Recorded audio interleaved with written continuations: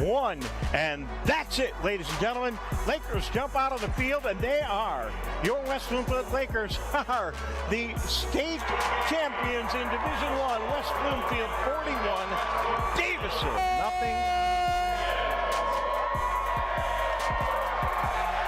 Pick it up. Goes in the other direction. Donovan Edwards at midfield. Picks it up at the 50, the 45. Down the 40. He's on the run to the 30. One man to beat, but he goes down to the 25. Nonetheless, Lakers will end up with great field possession. Alex Short with one of his first passes of the game, and it's complete for a touchdown. And Maxwell Hairston coming down with the reception. Snap. Kick is up. It is blocked. It is over. This one is over. Today we're going to bully the bully. We're going to bully the bully today.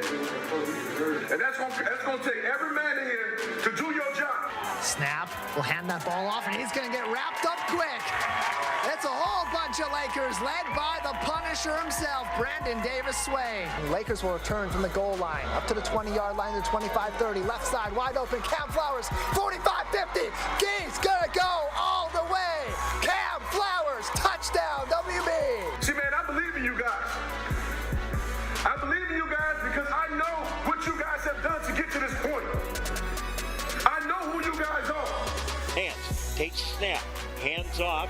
Actually, keeps it around the right side. He's got a big hole. Nance, the freshman, goes all the way in his second offensive play for West Bloomfield, and he gets a Laker touchdown. Jackson out of the shotgun, all the time in the world, looking way up the field. The Durham caught at the 45, and he's going yard.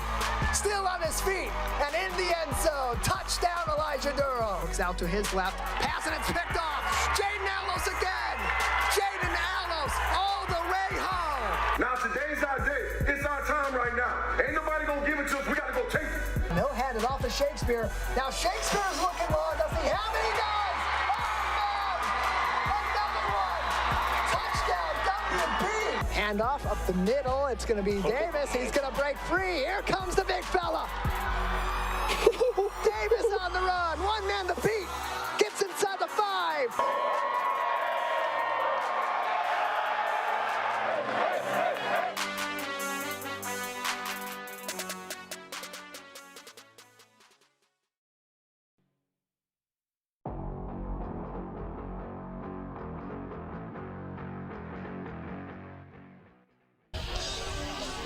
Senior night on the gridiron at Bloomfield Hills, but the school across town wants to spoil the celebration. Hello and welcome to Laker Football Live on Civic Center TV and 89.3 Lakes FM. Alongside Matt Catoni, I'm Tyler Keefe. The Lakers coming into this game off of a 2-game losing streak, something unfamiliar to them in recent years and really in the past several years, Matt. It all happened because of a loss last week in a lopsided game at home on homecoming night. Due to that, lost the share of the OAA Red Division title to now the official 2025 OAA Red Division champions in the Clarkston Wolves. Let's take a look back at the Lakers' loss last week on homecoming night, some of those key moments.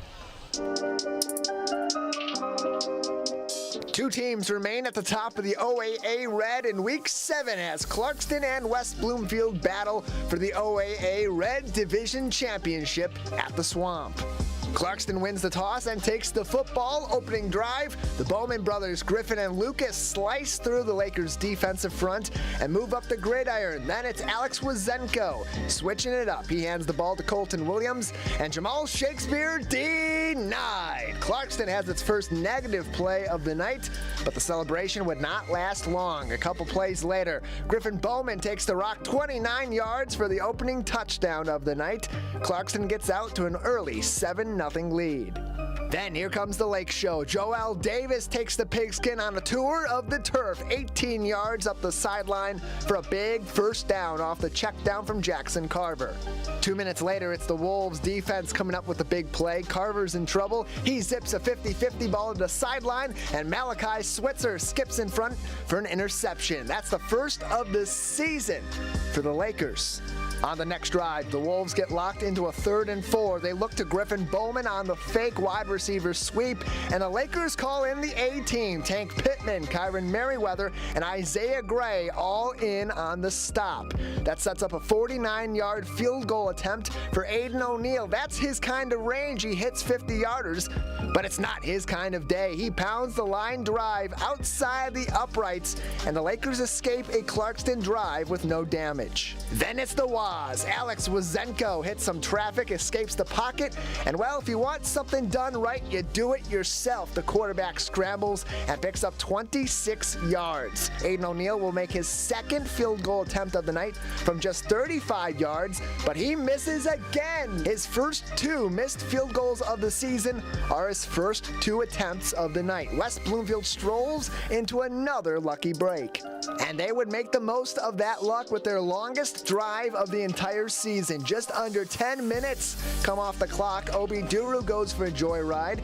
And then shortly after, 4th and short, Coach Rise calls for a gut check. And the Lakers get the Wolves got on a hard count. Offsides and a 1st down for WB. 7:45 left in the half. Will Espy gets the rock on 3rd down. Fights for the line to gain. Gets a push. It's close. And it's his. Lakers advance again. West Bloomfield continues to wear down the Clarkston defensive front. And then finally, under 2 minutes left in the half, Carver under pressure relays it to Joel Davis, and he gets his first receiving touchdown since week number 1.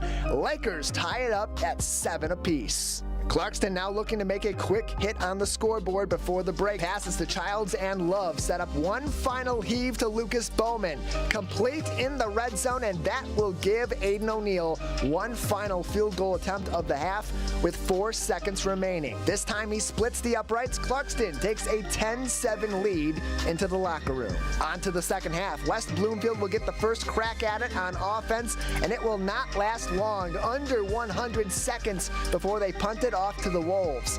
That would not be the same for Clarkston. It would take less than a minute until Alex Wazenko finds Lucas Bowman for his first touchdown of the contest and his 5th in the past 3 weeks. It's now 17-7 Clarkston. West Bloomfield takes over. Will Espy turns on the fighting music and grinds out a 4th down conversion, breaking 2 tackles on his way to the Clarkston 15-yard line. The Wolves D would return to form, this time on 4th down. West B elects to send Bryce Coburn out for his 5th field goal attempt of the season. He would be successful, and the Lakers narrow the deficit to 17-10. On the West Bloomfield drive, Jackson Carver fires a laser beam to Willie Edwards, and then a new player enters the ball game. Mother Nature, welcome to West Bloomfield. A little ambiance for you as we get ready for quarter number 4. 7-point ball game. You've won a homecoming showdown. Mother Nature is coming to the ball game. But it wouldn't be Mother Nature to rain on the Lakers homecoming parade. First play of the 4th quarter on 4th down. Jackson Carver looks to Joel Davis on the slant, and Hunter Kauf gets there first for the Clarkston interception. That's their 2nd of the ball game. Later, Wazenko would call his own number again, and he is absolutely untethered. He goes for nearly 50 yards and a huge momentum shift for the Wolves. That would stick just under 3 minutes later. What's the deal with all this airmail? Wazenko dishes the rock back to Griffin Bowman on the ground, and he gets home. Clarkston now has a 2-score lead, 24-10. The Lakers look to answer, but they had the wrong answer. First play of the series, 2-man blitz on Jackson Carver. He ditches the football. Liam Sutherland, thank you! The big fella picks up a takeaway and sets his offense up in the red zone. From the pick to the payoff, Lucas Bowman touchdown rush number 1, his 2nd touchdown overall of the evening. Their lead is now 31-10. Time is running out for the Lakers to be the homecoming heroes. Griffin Bowman would add insult to injury with his 3rd rushing touchdown of the night, and then the clock would strike midnight on the homecoming Kings. Clarkston wins 38-10 and earns sole possession of the OAA Red Division title. That's their first since 2020.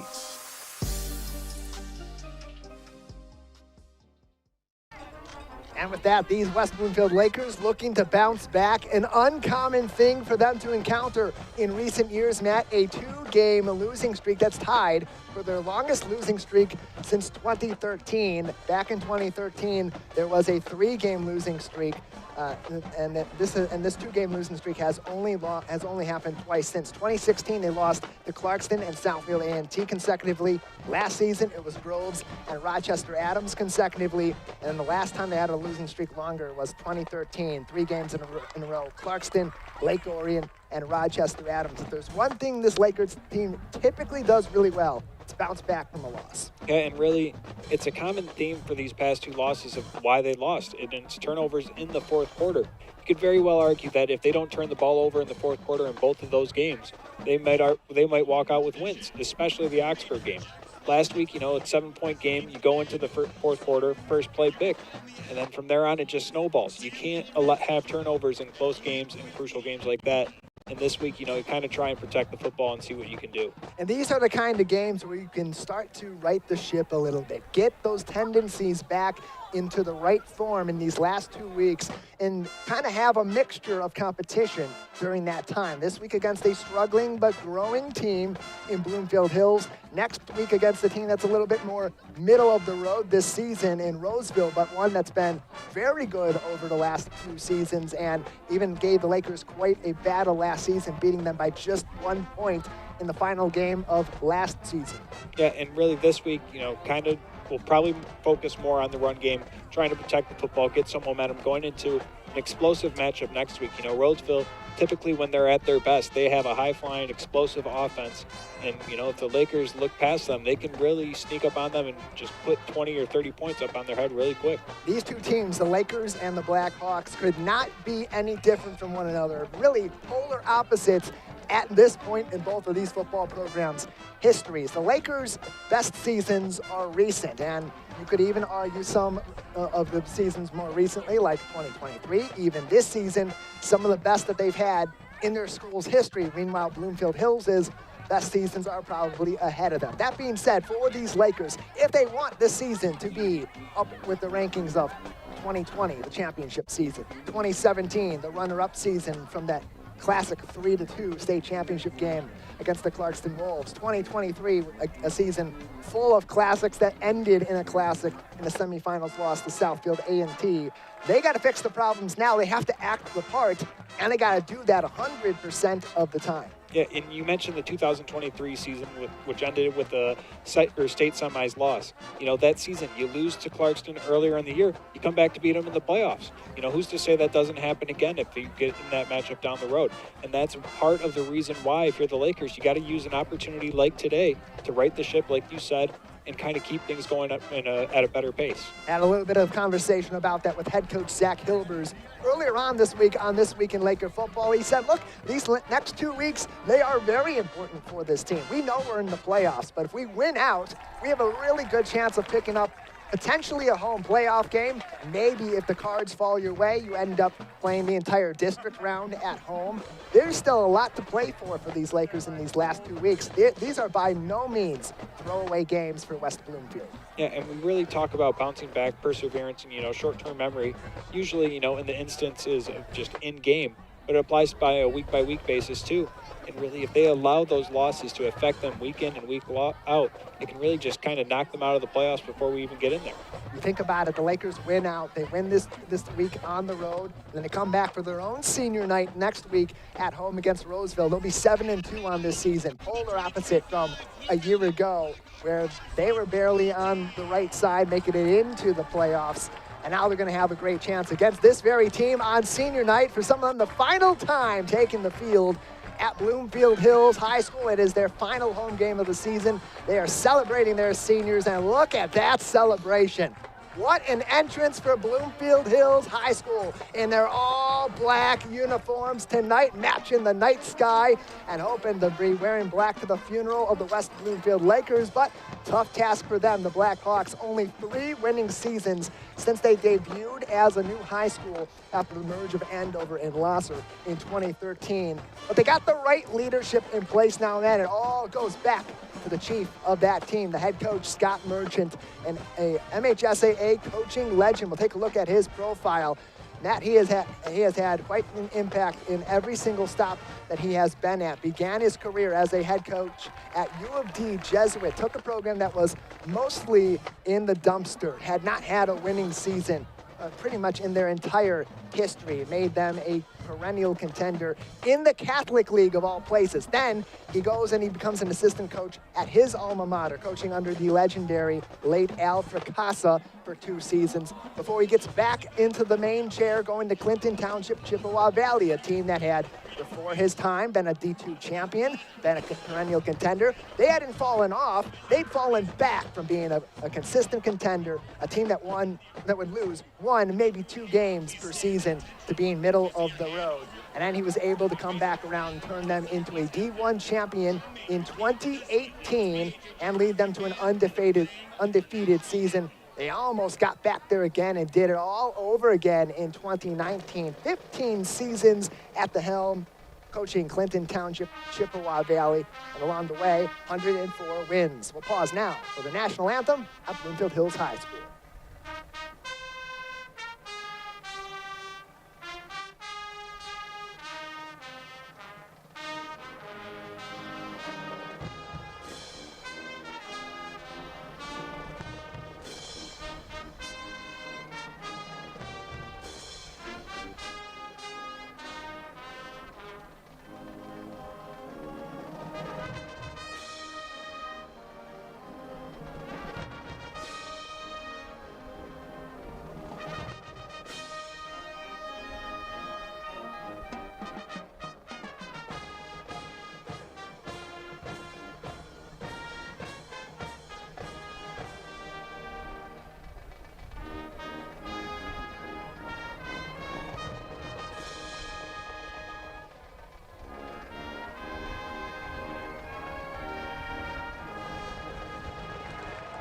Senior night at Bloomfield Hills High School. The Lakers all pumped up also, as is the crowd, the marching band, and of course, the football team for the Bloomfield Hills Blackhawks. A crossover game between the OAA Reds, West Bloomfield Lakers, and the OAA Blues, Bloomfield Hills Blackhawks. Matt, before the national anthem, we were talking about head coach Scott Merchant coming in to revitalize this program. They are starting from zero, and they are not keeping the secret about that. They are not mincing words. They know they're starting from the ground up, but great coaching can lead you to great places. And these guys you're looking at on your screen right now from the West Bloomfield Lakers, this program, the perfect example. Yeah, I mean, you can look at Merchant's history and what that Chippewa program was. I mean, being from a MAC school myself, everyone knew week in and week out that Chippewa was going to be one of the best football games in the Macomb County area that on Fridays. And again, take a look at this West Bloomfield program. Their past 2 coaches are just the penultimate example of what coaching can do to a program. Coach Ron Bellamy came in a very similar situation. West Bloomfield had never been really much of a winner, never been much of a factor in high school football. Now every season, they are looked at as one of the most threatening teams in all of the MHSAA. Bloomfield Hills will begin this game kicking the ball to the West Bloomfield Lakers. The Hawks will take it over in the second half. Off the kick, back to the Lakers as you're looking right now. Kalik Robinson on the near side, and up at the top of your screen is Obi Duru. 2 guys who can threaten you from deep. Obi averaging just under 26 yards per kick return on the season. Meanwhile, Kalik Robinson, got to look back a few weeks ago, week number 4, 54-yard punt return for a touchdown, and the opening kickoff return of the game set up a Jamal Shakespeare touchdown. It got back close to pay dirt. 48 minutes on the clock, 12 to begin the first quarter, and the kickoff is short. Fair caught just beyond the 30-yard line for the West Bloomfield Lakers, and that is where they will begin after Bryce Chandler hauls it in. And, you know, something that we see very often, teams opting to kick the ball away from the Lakers return men, and that's just something, again, one of those little things that you have to do to prevent big plays. Keep the ball away from players like you mentioned, Kalik Robinson, who can take the ball back at any given moment. Lakers last week, they did lead the time of possession. Just about 27 minutes of Laker possession last week at home against Clarkston. Clarkston with 21. That being said, did not reflect on the scoreboard. A rarity in all levels of football. Lakers hoping to change that this week and lead both at the end of the game. Jackson Carver will begin under center. Toss to his right. Jamal Shakespeare will take it outside the numbers, into the boundary, to the 40, and out of bounds just beyond the 45. Lakers starting off strong. Yeah, and right there you could tell that they are trying to establish the line of scrimmage. And right there you see Mario Rocha, Joel Davis, and Jeremiah Benson all right there lined up along the right side. Makes it pretty clear what you're trying to do, and that's move people. One thing the Lakers can do is run the football. They love to do it. They get the majority of their yards from scrimmage on the ground tonight. Ground and pound, wear out these Hawks. On first down, the handoff, Espy eating the Black Hawks for lunch. Gets a first down and more and into plus territory. Yeah, going to Jamal Shakespeare, the first play right there. They come back with Will Espy up the middle, and he does a similar result. He picks up the first down. The Lakers offense right now moving at an incredible pace. Will Espy last week broke his 2-week streak of being the #1 rusher for the Lakers. #2 last week, just 4 yards behind Obi Duru at 50 yards against the Clarkston Wolves. 2 plays, 2 first downs for West Bloomfield. Now they're up in plus territory at the 44-yard line. And off to Espy, met right away in the backfield. That time, Bloomfield Hills knew exactly what was on the way. C.J. Thomas got him. Right there, the first 3 plays, you'll notice Rocha, Davis, and Benson all going into motion to the same side, and then the run's going there the first 2 plays. That time, they try and get him with a counter to the opposite side of the motion, but right there, Bloomfield Hills doesn't bite, and they tackle him at the line of scrimmage. Yeah, Thomas been solid all season long. Coach Merchant liking what he's seeing from the junior. At his best game by far last week, according to the ball coach. Second down, toss. Goes back to Jamal Shakespeare. He will get up to the 30-yard line, and finally, a slew of Hawks. They swarm him, and they take him down, but they're going to move the chains nonetheless. And again, if you get Jamal Shakespeare the ball in space, he is going to do special things with it. And right there, he gets about to the line of scrimmage 3 yards downfield before there's a Hawk anywhere near him. And if you're able to get him reps like that, your offense will do phenomenal things. Shakespeare leading the team in total touchdowns with 8 on the season. Whistle just before the play. It's going to be a timeout for Bloomfield Hills. Just a minute into this game. Want to talk things over as the Lakers so far dominant in the run game. That is something that Coach Merchant wants to work on very much with this team. He does say the defense is a little further ahead of the offense. So while you'd think you'd want to talk a little more to the offense throughout the game, give them a little bit more coaching. If you got that defense moved forward, that defense can play prevent, keeping points off the board, give your offense a little bit of a better opportunity to stay in this game. So I'd expect to see a lot more of this throughout tonight's contest. And again, Bloomfield Hills is very much aware of the Lakers' turnover struggles the past few weeks. I'm very much sure of that. So I'm guessing right there, he's probably telling them, try and get a hand in there, rip out the football, punch out the football, see if you can force a turnover and maybe get some juice for the offense. Hawks do have some big physical guys in that front 7. First down for West Bloomfield at the 30-yard line of Bloomfield Hills. This time it goes to Joel Davis. He breaks through, tripped up, and gets just beyond the 25. Going to be about 2 yards, 3 yards short of the line to gain right there. But again, this Lakers offense so far just averaging close to about 8 or 9 yards per carry, and they look like they want to run the ball with intent today. Joel Davis only 2 carries last week, a couple weeks back. Saw just about as much as 1 carry, but now getting back in and mostly been a receiver. #2 receiver on the team for the Lakers. A second down, the handoff to Obi Duru. He'll sweep out to the left, won't get much before finally being tackled by Brent Brooks. It looked like Duru and Davis kind of bumped into each other for a second. Let's see. Nope, almost did, but still sends him off course a little bit, and Brooks is able to make the tackle right there. It's kind of a lack in communication right there on the offense, and you see if he's able to get behind Davis right there, he has the blockers. Just a little bit off schedule as an offense. And a good physical competition, too, from the Hawks, breaking away from Mario Rocha to make the tackle. Second down. We'll go to Will Espy up the gut just inside the 15. just a phenomenal job of just putting his foot into the ground and accelerating through the hole.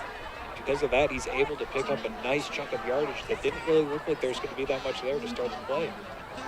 Let's take a look at this. The cut to the left inside the go-A gap. And a gaping hole from the Lakers O-line as they hand it off to Obi Duru. He gets into the boundary, inside the 10, inside the 5, into the end zone. Touchdown, WB, Obi Duru, and then some laundry immediately after. Yeah, but I don't know if that's going to be on the Lakers. That might have been a horse collar trying to prevent him from getting into the end zone. But Duru does look a little bit upset. Let's see, and it might be offsetting because he's pointing to both teams. Blocks in the boundary. Will Espy puts his shoulder into a Bloomfield Hills defender, that being Bailey Knitt.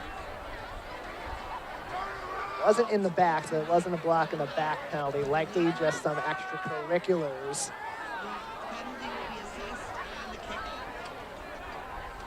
Yeah, maybe it kind of looked like it was potential just offsetting unsportsmanlike conduct, just a little bit of jawing after the play.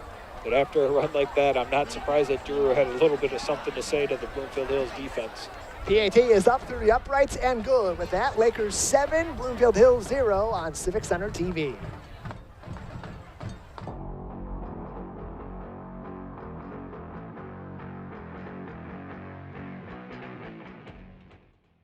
Want to enjoy Civic Center TV on your social media? Follow us on Twitter at Civic Center TV. Get notified when we upload one of our interviews, full episodes, and more. Thank you for watching and listening to Civic Center TV and 89.3 Lakes FM.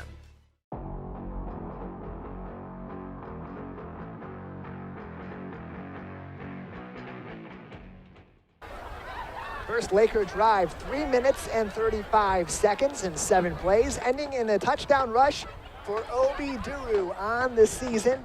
That is Obi's second rushing touchdown. Tough to believe he just has 2 of those on the season. With all the production he's had, especially in recent weeks, and an excellent, dare I say, perfect first drive for West Bloomfield sans the penalty in the end zone. Yeah, I mean, the one thing that stands out about that touchdown is kind of rush to the line. And that's one time. That's another instance where Duru's speed can be dangerous. You rush to the line, get the defense kind of offset, unprepared. For the slightest second, he can burn you. Coburn kicks a boomer going way back to the 30. It's returned. Jad Amzadi takes it. He's got an opening, gets out to the 40. And Jad on the run gets into plus territory. A big play from a big play player to start the first drive for Bloomfield Hills. And again, we talk about those mistakes that the Lakers have been having kind of trickled through each week. And right there, you have a penalty after a nice touchdown run. Now because of that, Bloomfield Hills is set up with the ball inside of their own, or in plus territory, and kind of giving a little bit of life to an offense that's been struggling. We'll begin this drive after the kickoff with 9 minutes and 18 seconds remaining in the first quarter, trailing West Bloomfield 7-0. As this offense, 2-quarterback system for Bloomfield Hills, much like West Bloomfield. Rocco Colosimo will begin under center. Handoff will go outside. It's going to be Dakota Jancic. He'll go nowhere. Right away, Bryce Chandler on him and got him. That was a good job fighting off the stiff arm. Just, physical football right there. Almost gets pushed down, but nope. He wraps his arm. He wraps up the arm and throws him down by the arm. Just a fantastic tackle. Again, playing through the whistle. One of those small detailed things that the Lakers have to improve on. You take the face, I take the yards, sending you backwards. Second down on the way. After 3 yards lost on first down for Bloomfield Hills. Another handoff to Jancic, stopped in the backfield and tripped up. The initial trip coming from Kyron Merriweather, and then the tackle by a slew of Lakers on the interior line. Yeah, and again, the easiest way to win a football game, again, easier said than done though, is controlling the line of scrimmage. If you're able to do that, it's hard to do anything. And right now, the Lakers aren't giving the Bloomfield Hills offense the chance to do anything with the football. And it is a banged-up offensive line. Protection going to be at a premium tonight for the Hawks. On third down, Jancic again will go backwards. He's all the way back at the 45. West Bloomfield, right off the bat, downright brutal. I mean, he just had 3 Lakers sitting there waiting for him right there. Let's see. Got Tank Pittman, the number 14, or Erman Lewis right there just waiting for him. And there's just nothing you can do as a running back, and you hate to see that as an offensive coordinator. And Tank is all fired up after getting an offer from Mercyhurst earlier on this week, and then a big tackle on this first defensive drive of the evening. 3 and out for Bloomfield Hills, as Nathan Geniak will come in for the punt. From the 41, he will punt this one off. It'll land, it'll bounce inside the 10. Can they salvage it? They can. It lands in the end zone. Almost did it. It was that close as Jared Barnett tried to down it in the end zone, and actually that was Isaac Kaplan, the long snapper. Yeah, almost a perfect punt for Bloomfield Hills. The coverage team unable to get to that football and corral it. Goes into the end zone, and now West Bloomfield set up with the touchback. That drive for Bloomfield Hills, exactly 2 minutes and just 4 plays, including the punt. They went 3 and out on their first drive, and West Bloomfield will take over in much less favorable territory than last time, 20-yard line to begin for WB. They're up 7-0 with 7:07 remaining in the first period. Jackson Carver back in the game. Yet to throw the football tonight. He'll begin in the shotgun. Could number 1 happen here? Lakers switch the formation. Going to 3, bunch just outside right. Jackson Carver lost it on the snap. He dove right on top of it. Not much competition. A mistake on the first play of the drive. For the first time, the Lakers set back offensively. And again, you see more of that motion right there. It kind of looked like they were setting up for a toss to Shakespeare right there. Carver can't corral the snap, fumbles it. Once again, protecting the football. He's able to fall on it, but you can't bobble the snap to begin with. Perhaps a little bit of confusion on the formation change. Sets up second down. No loss, no gain. 2nd and 10 on the Laker 20. As Jamal Shakespeare checks in at the shotgun. Bends the man in motion. He'll take it himself. A little bit of traffic in the backfield and a whole lot of Blackhawks. Down goes Jamal Shakespeare. It is all about Bloomfield's Faley Commit on the sack. Yeah, Faley Commit doing a good job of bringing down Shakespeare in the backfield. Not many people can say they've done that this offseason, but just right there, a bad job of just really winning the line of scrimmage for the Lakers. And now you throw in that fumbled snap at the beginning of the play, and you take that, that beneficial touchback, and you're looking at 3rd and about 14 now. Cam Harst also on the assist for Bloomfield Hills. A sophomore and a senior teaming up for the big stop on Jamal Shakespeare. Now for West Bloomfield, it is 3rd and long. 3rd and 14, Carver back under center. Sends Duru in motion. This time he's going to toss it. Steps up in the pocket. Carver looking long to midfield and overhead of Willie Edwards. Incomplete. Brent Brooks on the coverage. A whole lot of pressure, and Willie Edwards in disbelief. Yeah, it kind of looks like he wants the flag there.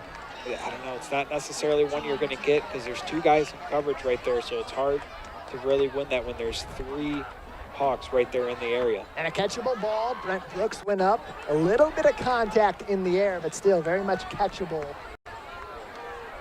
if you're Willie Edwards. So just like Bloomfield Hills, West Bloomfield goes 3 and out on their second drive. The only benefit, they are up 7-0.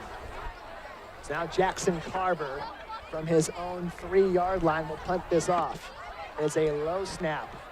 Rugby's outside. It is low, and it looked like it was tipped. It's going to land about the 40, take a Laker roll up to about the 43-yard line, and Obi Duru will stop it right there. Lakers drive ends just over 2 minutes and 3 plays and out. And the ironic thing right there, they're getting the ball back right about from where they punted themselves. So now, again, if you're the Lakers defense, you controlled the line of scrimmage last drive, you push them back 5 yards. Try and keep on building that momentum, and as a defensive lineman, do your favorite thing, earn the right to rush the pass, to rush the passer. And I don't want to bring it up too many times tonight. I'll bring it up once. It is the 10-year anniversary of trouble with the snap. So on punts tonight, got to be a little extra careful, as those spirits from Ann Arbor on October 17th, 2015, perhaps a little bit in the air. Second drive of the night for Bloomfield Hills. They'll send Amzadi in motion. He'll take it outside left. He'll get positive yards for the first time tonight. Gain of about 3 for Bloomfield Hills. And there's a nice block right there by Caden Whitmire, number 33 on the edge right there. Right there, Bloomfield Hills not having that much success running it inside the tackles. What do? They run kind of a jet sweep right there, get outside the tackles, and they're able to pick up about 3 yards right there. And Amzadi, kind of the boom player for this Bloomfield Hills team. First 3 weeks of the season, they averaged about 26 yards per catch, but he can do a little bit of everything out on the field.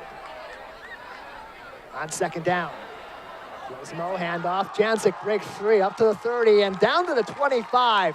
A little momentum now for the Blackhawks. And right there, a good run for Jancic, picking up a lot of yards. They get burned outside of the tackles in one play. Right there, he kind of slips through a couple of Lakers right there. Kind of looked like he broke contact from Tank Pittman because of, just the angle of a blocker. One of those players you really wish could stick around for a little longer at Bloomfield Hills. He runs hard, he blocks, he plays with physicality.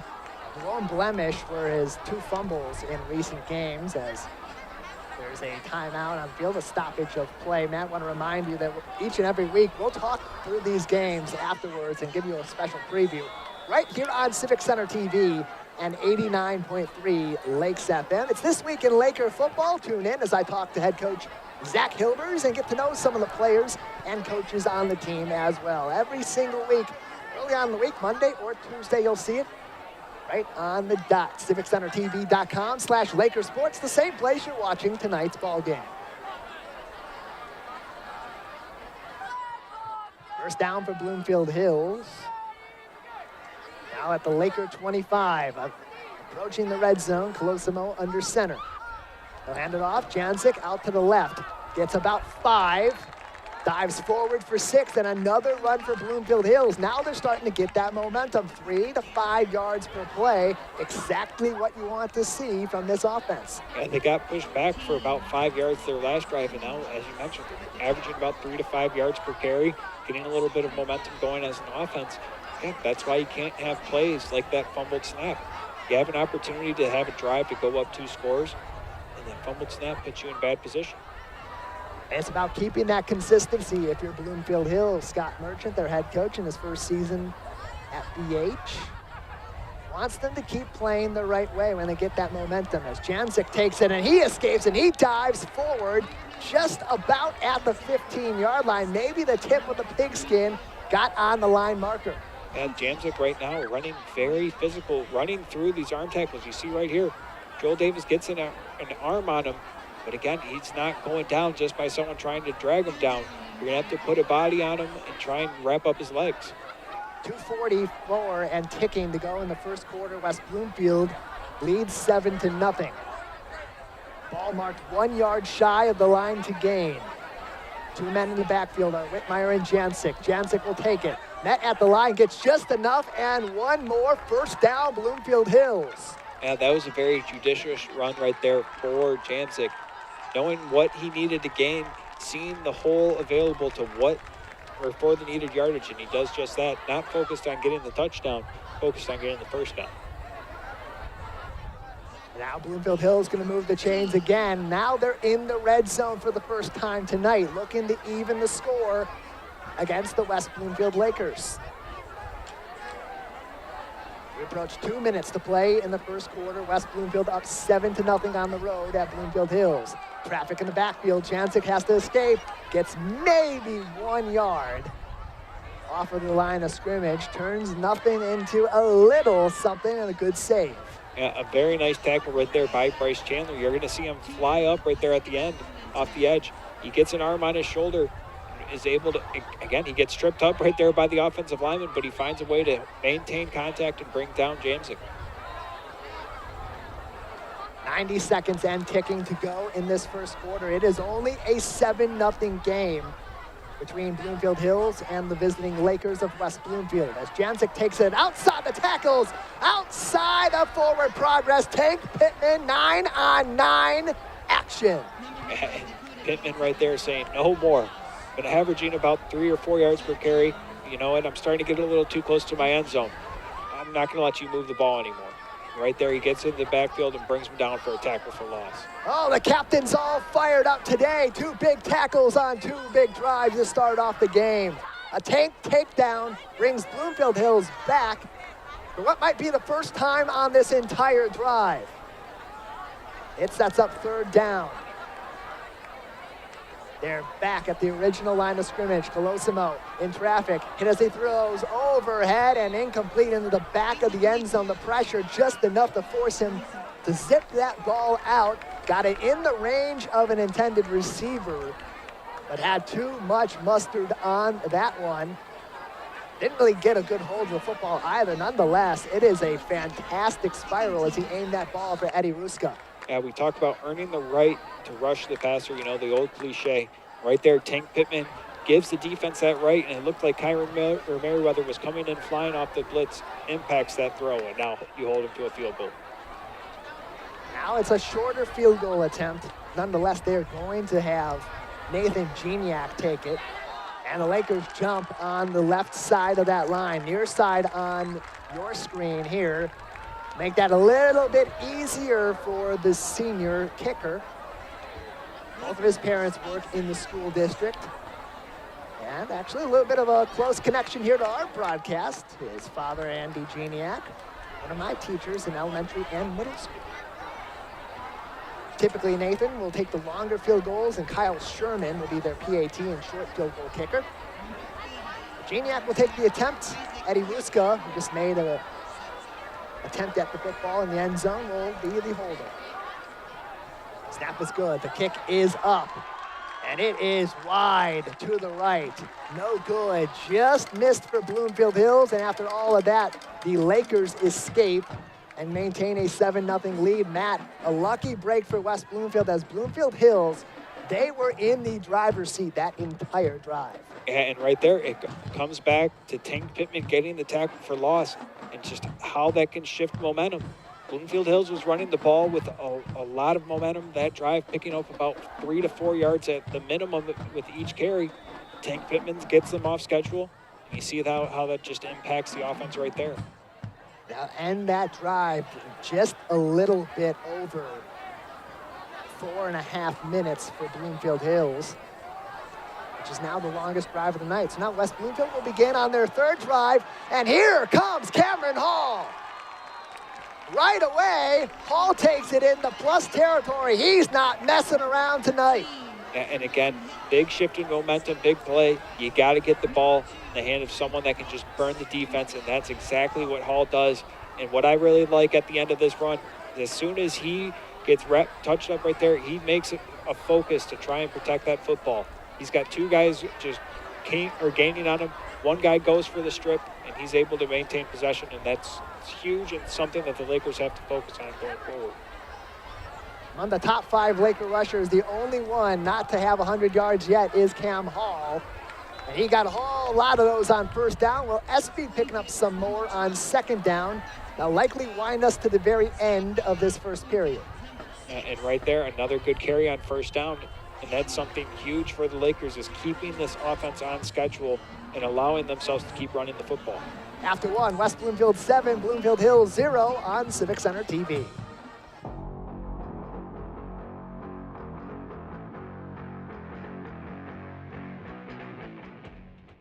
Hi, I'm Lauren Azuri, the Park Naturalist Supervisor for West Bloomfield Parks. Congratulations to you, Civic Center TV, for hitting 1 million views on YouTube. We really appreciate your partnership in spreading nature education in a creative way in our community. I'm Lauren Azuri, proud to be 1 in a million.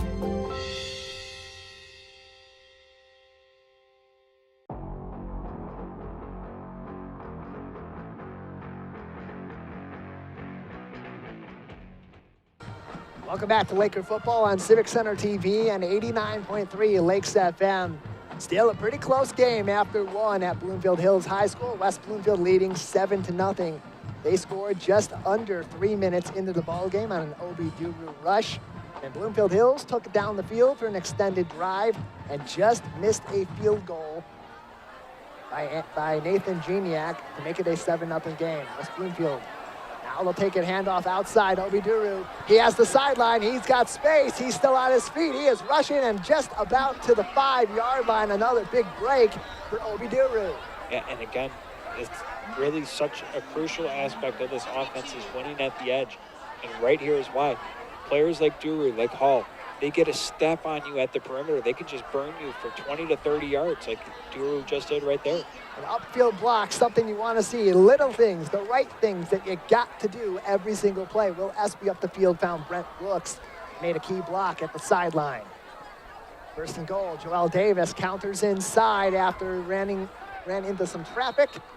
He'll get a couple yards, land about the 6-yard line. And right there, just nothing doing for the Lakers offense. You know, Bloomfield Hills kind of expecting the Lakers to give it to the power back in that scenario, first and goal. And now it's going to be interesting to see if the Lakers, you know, almost inside the 5-yard line right here, do you trot out Jamal Shakespeare? As Mario Rocha comes off the field, Espy in the backfield with Joel Davis, but Cam Hall in motion. He'll take it himself, getting to the edge, getting to the end zone. Touchdown, WB, 2-score lead, and Cam Hall gets back on the board, his second rushing touchdown of the season. And I mean, only right he gets the touchdown after being the one to get them into plus territory on that long run. And a good job once again by the Lakers offensive line, winning at the edge and at the perimeter to give Hall the angle to get to the pylon and get into the end zone. Cameron Hall, the key player on that drive for West Bloomfield, leading rusher of that drive and makes quick work of Bloomfield Hills as Bryce Coburn comes in for the PAT. It is up. West Bloomfield splits those uprights themselves, and now 14 West Bloomfield, 0 for Bloomfield Hills. We'll be back after this on Civic Center TV.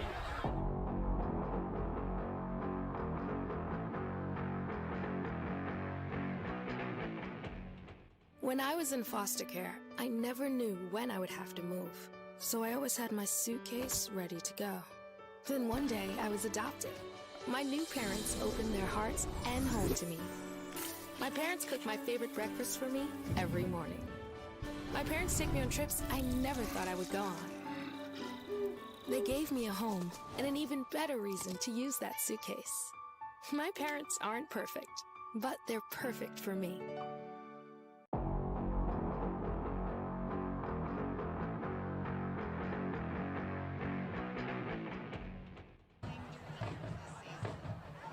Back on Laker football on Civic Center TV and 89.3 Lakes FM. After the second rushing touchdown of the first half, West Bloomfield leads 14-0. One rushing touchdown from Obi Duru in the first and Cam Hall in the second. Lakers will kick off the Bloomfield Hills. Lands just outside the boundary and makes a run inside to the 20 before being downed by Shannon Rochon before it rolls out.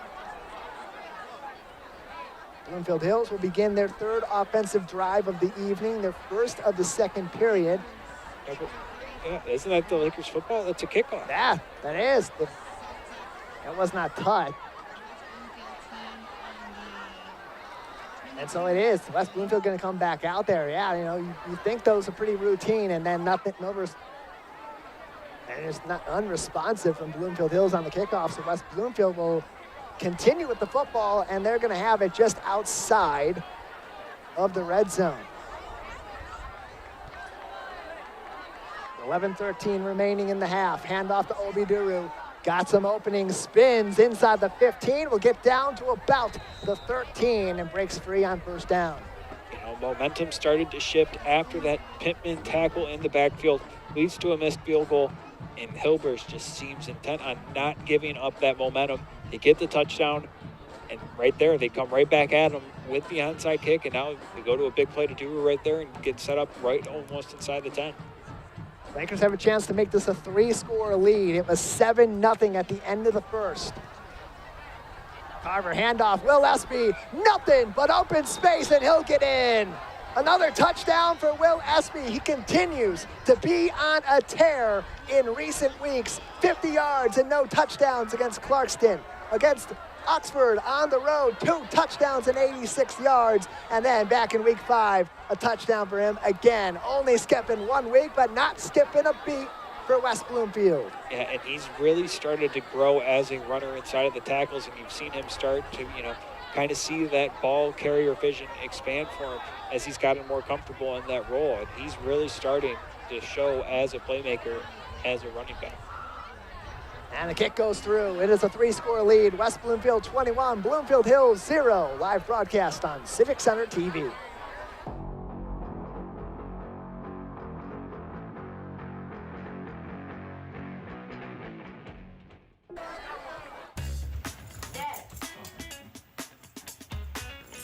Be an advocate for environmental health, a protector of your family. It's hazardous. It does not go down the sink. And the things around you. Because our health is connected to our environment, let's work together and make healthier choices for a healthier future. Get started at michigan.gov/EnviroHealth.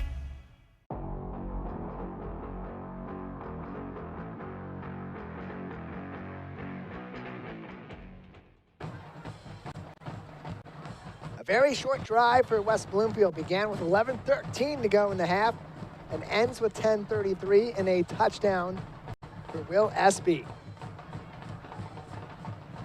Now they're going to kick it off again to Bloomfield Hills. This time is a line drive. Will land inside the 15. This time Bloomfield Hills will return it. Get up to the sideline and out of bounds just inside the 25-yard line. As Eddie Ruska came up with that on a shorter kick. Yeah, we mentioned before this game, attention to detail, doing your job, being where you're supposed to be. You've kind of seen that on special teams these past 2 kickoffs. Flying down there, but making sure they maintain their lane discipline.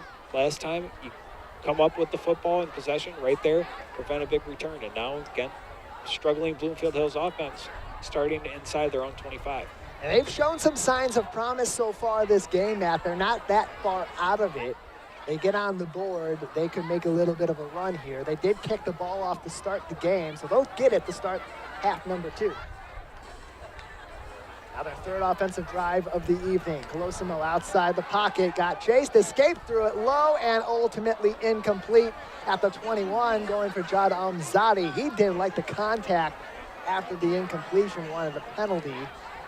Isn't going to get it. We'll take another look at this. Contained, broke immediately off the edge. Kyron Merriweather threatening. And then just the size of Colosimo, 6'6", 225 pounds. Able to break away from that, but rushed the pass afterwards, made it incomplete. 2nd down, it'll be a handoff and a clear one. Won't get much of anything before Jamar Ray gets there for the tackle. Good job again, once again by the Lakers, controlling the line of scrimmage, just winning their one-on-ones. And Jamar Ray does a good job of keeping his arms extended and making that tackle at the line of scrimmage. Just 10 minutes to go in the half. West Bloomfield leads 21-0 against Bloomfield Hills on senior night at Bloomfield Hills High School.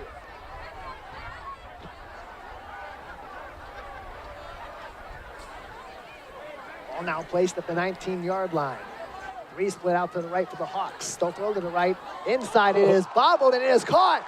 Open season. Here comes Bloomfield Hills. One man to beat another one chasing. They'll get down to the 17. You want to talk about right place, right time, heads up, making a play. Put Micah Mathis on the map. I mean, but a phenomenal job.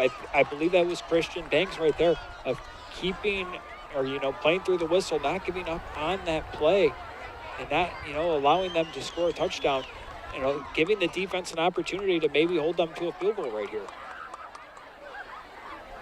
That is the biggest play of the night so far. Micah Mathis, the ball was intended for Eddie Ruska. It was deflected off his hand, and then Mathis grabbed it with one of his own and went off in the plus territory. The Hawks going to talk it over again on the near sideline After a big play, now you got to have big execution the rest of this drive. Can't get too excited. You're still down 3 scores. And again, just like last time, they had a big play, got some momentum going, but the Lakers snatched it right back once they got inside the 10. This Lakers defense is very stingy, and just because you get inside, the red zone, doesn't mean you can necessarily, take your foot off the gas and think you've scored already. Bloomfield Hills, they've kept the point margin pretty close on average this season. It doesn't reflect on the scoreboard at the end of their games. They're averaging just a little over 21 points per game and giving up just about 26. A big difference from last season. They were scoring about 10 points per game and giving up nearly 34. And that's been kind of the same theme the last 2 seasons when they've gone 1-8, already have surpassed the win margin in total from the past 2 seasons in the first under Scott Merchant. Now they're threatening the Lakers once again. From the 17-yard line of West Bloomfield, first down, the second trip to the red zone tonight for Bloomfield Hills. Rocco Colosimo is the quarterback with 2 in the backfield. The handoff up the gut to just shy of the 15-yard line for Desi Commit. And it looked like right there, Tank Pittman and Kyron Merriweather teaming up on a tackle right there once again, controlling the line of scrimmage, and Tank Pittman right now dominating his matchup and getting involved at almost every tackle. Desi, one of those guys that's starting to pick up some steam for Bloomfield Hills. Something that the coaching staff really excited about, just a sophomore, and got some big plays ahead for him in this uniform in the future. The handoff on a misdirection, all Jad Amzadi, and the Lakers were on that right away. Jamar Ray got to him and took him down. He won't get much of anything, if anything. Yeah, a good job of being disciplined. Once again, keeping his arms extended so you can see in the backfield. He sees it, that, the running back doesn't get the football. He's got to maintain the edge right there, and he does exactly that. A phenomenal play by Ray. And underrated, keeping that a clean tackle, too. He got real close to the face mask. Made sure to keep his arm under the face mask, not make it unnecessary extra contact, and complete a technical tackle. Lakers showing blitz. Handoff again, will go to Commit. Tripped up, escapes, gets inside the 15, gets a couple dives forward to the 11. Desi Commit commits to the play and gets some positive yardage in a really tough situation for Bloomfield Hills. And it looked like the ball might have came loose at the end right there.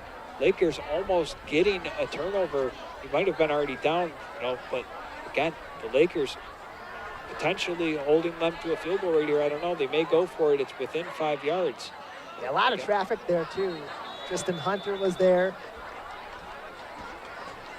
Ray, of course, was on, and now a false start for Bloomfield Hills will set them back. They're threatening to go inside the 10 for the first time tonight. Now going to be a little more tough, as they're going to go back to about where they started when they got down the field after that big play from Mathis.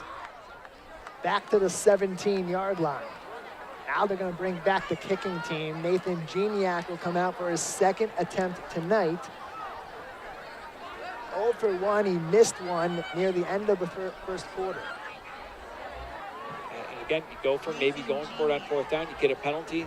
Now the kicker who just missed one is kicking another field goal.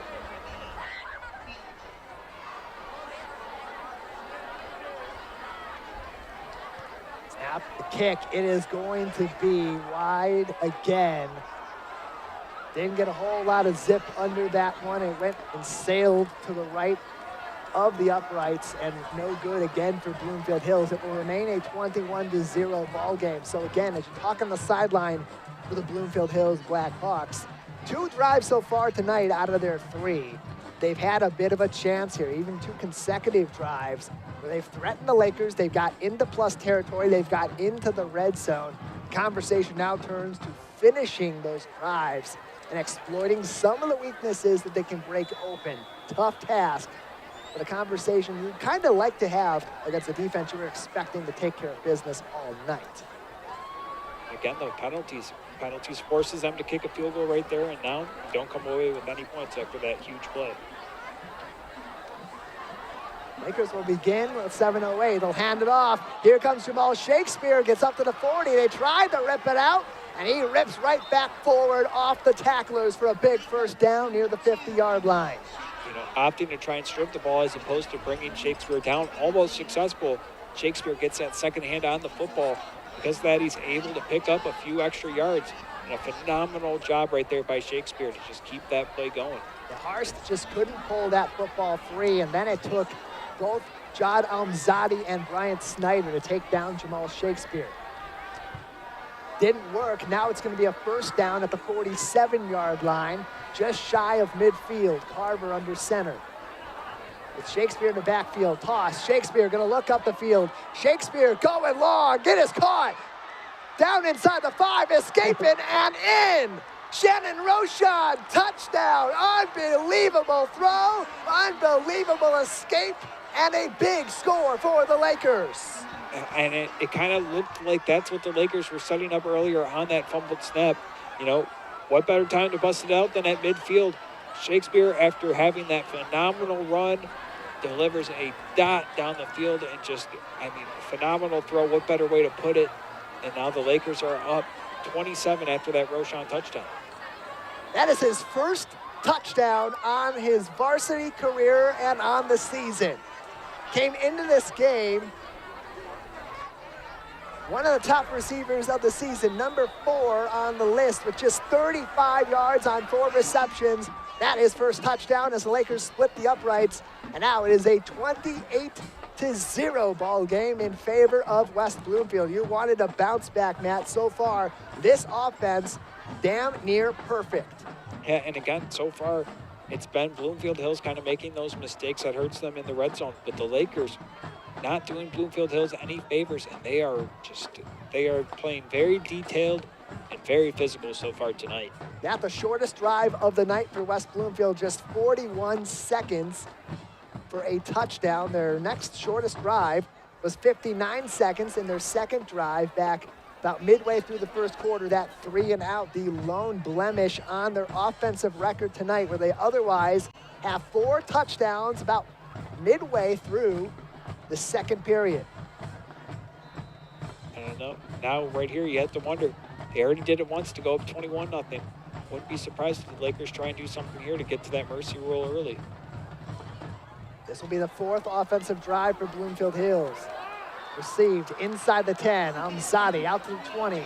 Shifts inside to the 25, gets up to the 26, finally taken down by Mario Rocha, but a quality return for the Bloomfield Hills junior.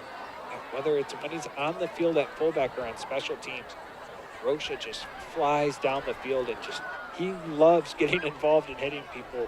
And he is arguably, almost kind of similar to Brody Peacock in that way that he just gets involved on every side of the ball. That's an excellent comparison. Peacock, a little bit of an all-around athlete on offense, more of those physical plays. You put him at running back, you put him in those quarterback rushes out of the Wildcat, like we mostly see from Jamal Shakespeare, really when he wanted to get physical.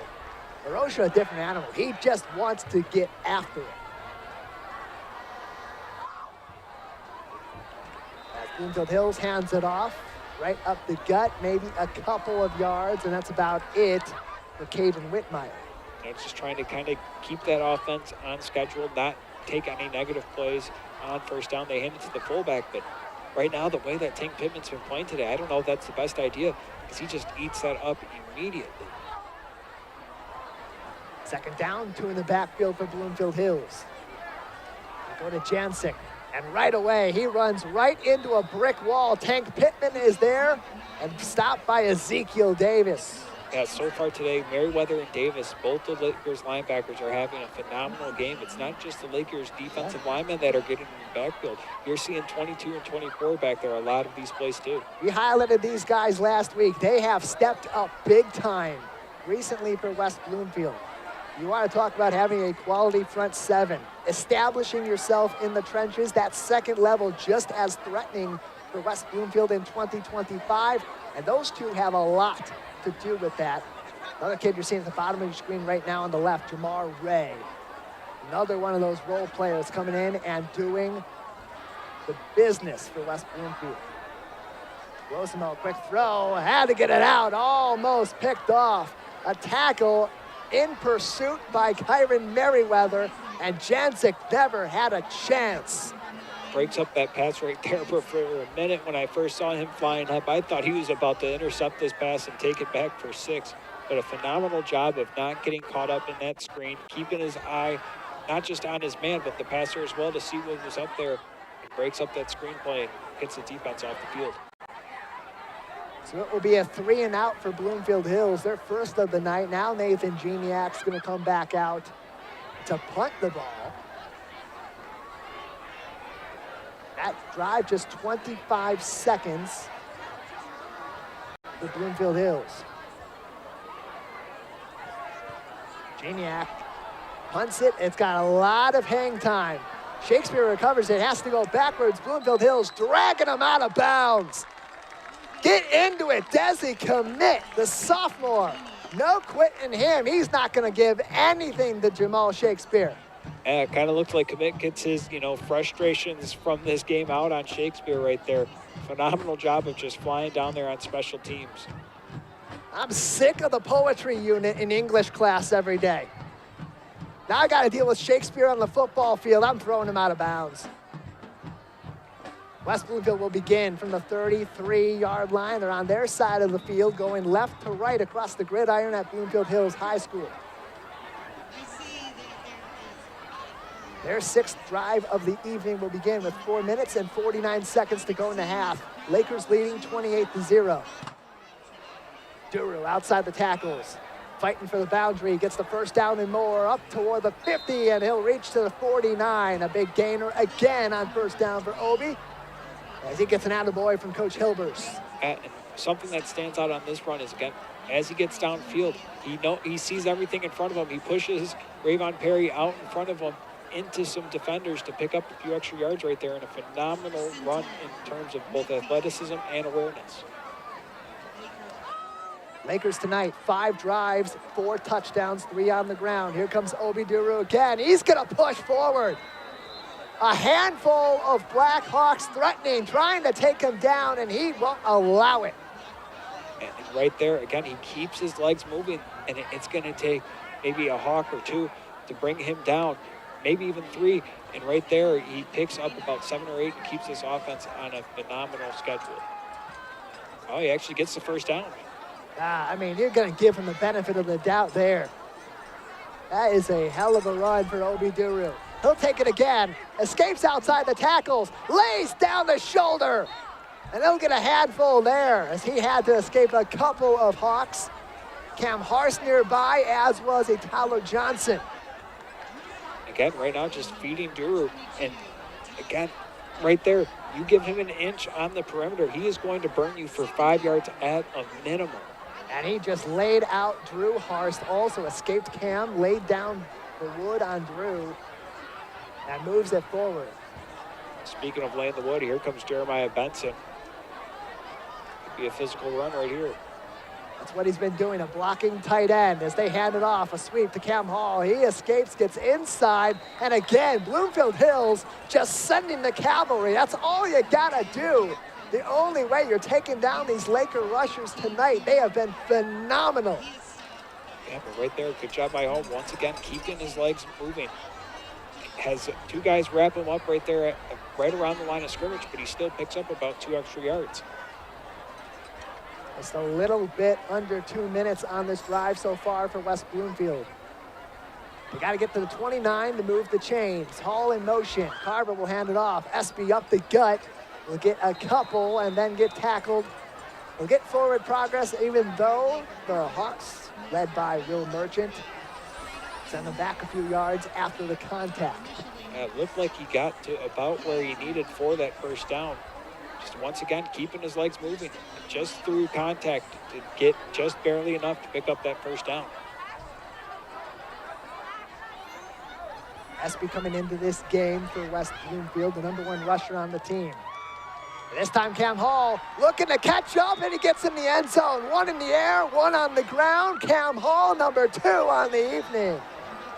And again, another player that's emerging in this offense that could just absolutely burn defenses. And right there, You see Jeremiah Benson win his block, set the edge.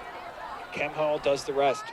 Just can't give him any sort of lane as a safety if you're an opposing defender. Hall and Roshan not quite been the focal points of this offense in the air as the two wide receivers. And now tonight, Roshan and Hall back-to-back touchdowns. Hall's second on the ground.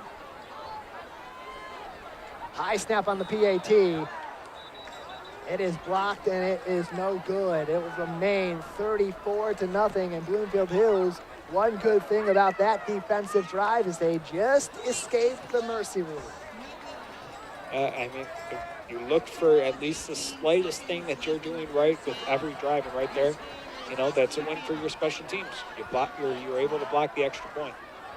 Matt and I will have plenty to talk about from this ball game as West Bloomfield, they wanted to have a bounce back game, and so far tonight have been downright fantastic, getting on the board on all but one of their drives so far. And up 34-0, we aren't even at halftime on senior night at Bloomfield Hills. So tune in on Monday to hear more from Matt and I on the Splash Live, CivicCenterTV.com, on Facebook at Civic Center TV 15, and on YouTube at Civic Center TV. Follow us on Instagram as well at Civic Center TV for segments and short clips all throughout the week. Thousands of people like to watch what we see here on Friday nights from West Bloomfield and those insights from players on this week in Lakers football. Lakers will elect to kick this one off from the left hash on the far side of the field.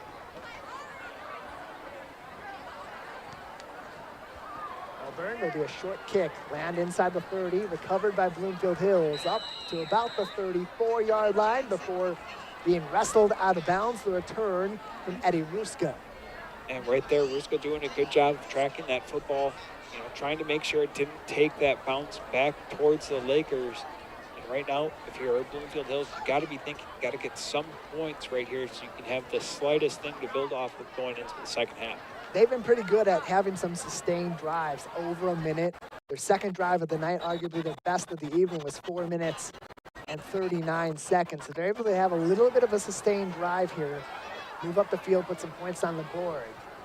Gives them a little momentum as they will get the ball to start half number 2.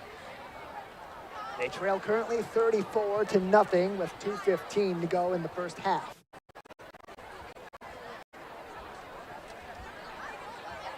Cosmo handoff and swallowed up. They will go backwards to the 30. Tank Pittman in on that one, as is Kyron Merriweather, and a big stop for West Bloomfield on first down. Yeah, poor Caden Cherkasky right there being matched up on Jeremiah Benson on that run. Jeremiah Benson, though he doesn't make the tackle, he still leaves a mark on that play with his physicality. Dakota Jansic will be the running back with Whitmer in at fullback for Bloomfield Hills. Two split out to the far side on the right. Jansic counters up the middle, scampers, and moves up for about 3 or 4. And right there, good job by the Lakers defense. There's a little bit of light right there. They get together as a group and bring down the ball carrier. See Dewar right there getting a little bit involved on the defensive side of the ball now. And Jansic patient enough to wait for those blocks to establish themselves, get a little bit of an opening, put his shoulder down, try to use his physicality, that 5'11", 160-pound frame, his forward momentum to move forward. Couple yards gained. Blosimo takes it outside the tackles, looking up the field toward the sideline, and it is barely hauled in low, but a nice play. Jad Amzadi brings Bloomfield Hills into plus territory at the 40. Yeah, good job by Colosimo to really put that ball in the only spot that, you know, that his receiver's going to be able to make a play on the ball and not give, I believe that's Shakespeare right there, an opportunity to make a play on the football. And a great catch by Amzadi, too. You can't discount the athletic move from the junior. First down for Bloomfield Hills at the Laker 40-yard line. 46 seconds left on the clock. It looks like an official timeout because the center's tying his shoe. Now they'll go back active in just a moment as the officials get lined up.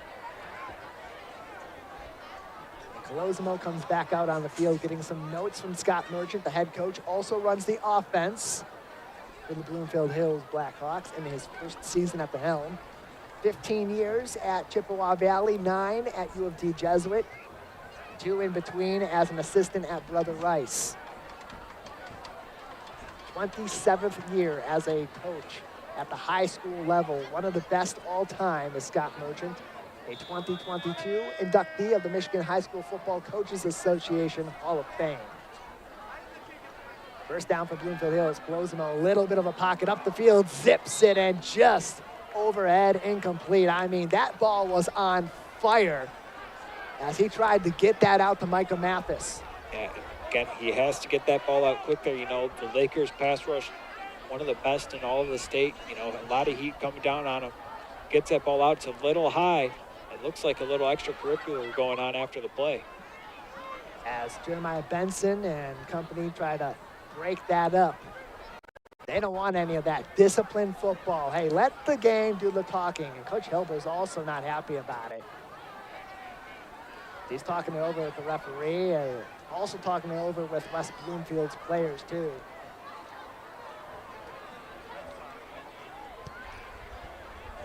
Penalties on both sides. Offset after that one. Maybe that's what Coach Hilbers is frustrated about. Doesn't like the offsetting penalties. As Bloomfield Hills will again have a first down from the Laker 40 with 44 to go in the half. Down 34. Colosimo. 3 Lakers getting at him. He throws it up the field. It is picked off. Up in the air and going back the other direction. Christian Banks hauls it in. You know, earlier in this drive, you see him make a throw where he doesn't allow Shakespeare to make a play on the ball. Right there, he delivers a throw that gives Christian Banks the perfect opportunity to make a play on the ball. Whether it's college or the pros, he gets both feet in bounds and gets the Lakers back the football here at 35 seconds before the half. And a flag right there. It looks like someone on the Lakers. It looks like it's going to be on the Lakers. And I mean, something has to be going on that the Lakers players are this upset. And Coach Hilbert's not happy either. Maybe it's just a little bit too much contention from the referees to call penalties for extracurriculars. But you got to be recognizing that too. Both the players and the coaching staff to reel that in. They're going to be calling a lot of the extracurriculars, the chit-chat on the sideline after the play. Be careful about that. Now it's going to set West Bloomfield back, an unsportsmanlike conduct penalty, as they were set to begin their 7th offensive drive of the evening with 35 seconds remaining in the half, up 34-0 on Bloomfield Hills.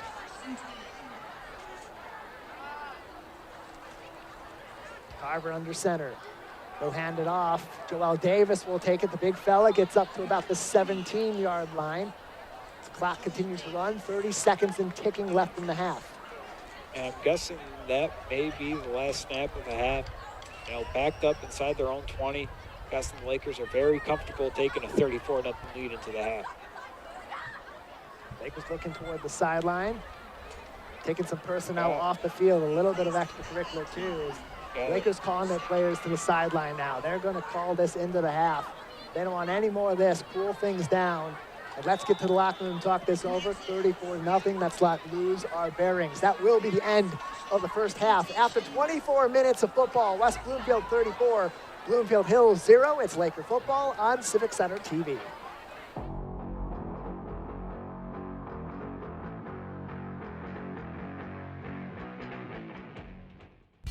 Well, I got my start in officiating when a friend told me I should try it. At first, I just did basketball, and I got hooked. Before long, I added baseball, softball, football, and volleyball. I really enjoyed giving back to the game, working with kids, and working with my local association to recruit and train new officials. I would like to say to anybody that officiating is a great way to help kids and stay connected to the game.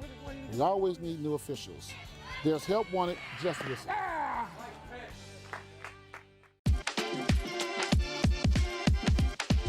Watch West Bloomfield Lakers football all season long on 89.3 Lakes FM and Civic Center TV. Join Tyler Keefe and Matt Catoni each week for live, in-depth, and exclusive coverage before, during, and after the big game. It's your local high school football team on the road and in your backyard on your home for West Bloomfield Laker football, Civic Center TV, and 89.3 Lakes FM. My dad and my grandfather are officials. I've grown up around officials and seeing how much they enjoy being part of the games. As a student athlete, I've always appreciated the people out there who are willing to give back to the kids. The Legacy program lets me officiate while I'm still in high school, working younger kids' games. Officiating gives me a better understanding of the game. I get to make some pretty good money for a high school kid, and I even get to spend some quality time with my dad. There's help wanted. Just whistle. Looking for a score, a schedule, a story? MHSAA.com has you covered. Our newly redesigned website has everything you need to follow high school sports in Michigan. And it's optimized for mobile use. Fans can submit scores on a Friday night, check playoff pairings and game times, or read about the student athletes from your community. Your first stop is MHSAA.com. Connect with us online and get everything you need all in one place.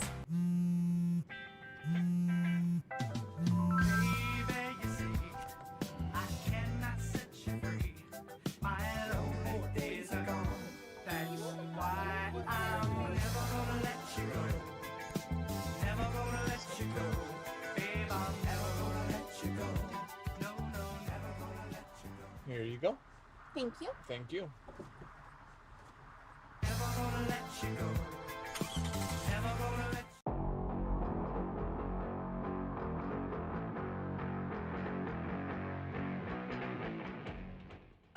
After 24 minutes at Bloomfield Hills High School, the score is 34 for West Bloomfield and 0 for Bloomfield Hills. I'm Tyler Keefe alongside Matt Catoni, Laker Football Live on Civic Center TV each and every week. And you'll also find all these games on our YouTube page at Civic Center TV on YouTube as well. Matt, it's been a lopsided first half for West Bloomfield, but that's not to say that Bloomfield Hills hasn't shown some signs of life. When they've gotten hot, they've gotten real hot so far, especially on the offense. And, they've kind of just had a habit of getting in their own way so far this game. They've gotten into the red zone a few times, moved the ball pretty well 3 times so far tonight. But, you see the pick, the 2 missed field goals, kind of just getting in their own way and keeping points to the board or off the board for themselves for a little bit here tonight. Yeah, 5 drives so far for the Bloomfield Hills Blackhawks. 2 of those have been 3 and outs. The last one was an interception with 35 seconds remaining in the half. In between all that, 2 drives pretty successful overall, just a missed field goal to end them. And maybe that's a little bit of protection. Maybe that's just trying to get that technical aspect of football. It's tougher than it looks to be correct, especially with a defense and a special teams front for West Bloomfield that's very physical. That being said, Bloomfield Hills will get the football to start half number 2 after tonight's senior night festivities at Bloomfield Hills High School. West Bloomfield looking to bounce back after a couple of weeks where they weren't able to play complete games. So far, it seems that in all 3 phases, other than a little bit of extra discussion between players after plays in the final 2 or 3 minutes of this half, been a pretty flawless first 48 minutes for WB. Yeah, and I think the biggest thing for the Lakers here tonight is they've been able to win the edge and set the edge on offense, and that's allowed their playmakers like Cam Hall, Obi Duru to get out on the perimeter and just get upfield and make those huge plays that you've seen here tonight. West Bloomfield so far has had 7 offensive drives. Their least successful actually being their final drive of the first half. Only 1 play got off, and it was a handoff to Joel Davis, likely just to clock the first half with 35 seconds remaining. Other than that, the lone blemish, a 3 and out on their second offensive drive. Other than that, they've scored every single time they have touched the football, and all but 1 of those scores has been on the ground. This rushing game has been dominant from the jump. Yeah, and really, you could argue that how dominant the run game has been tonight is also what opened up their lone passing touchdown, that bomb from Jamal Shakespeare off of the pitch.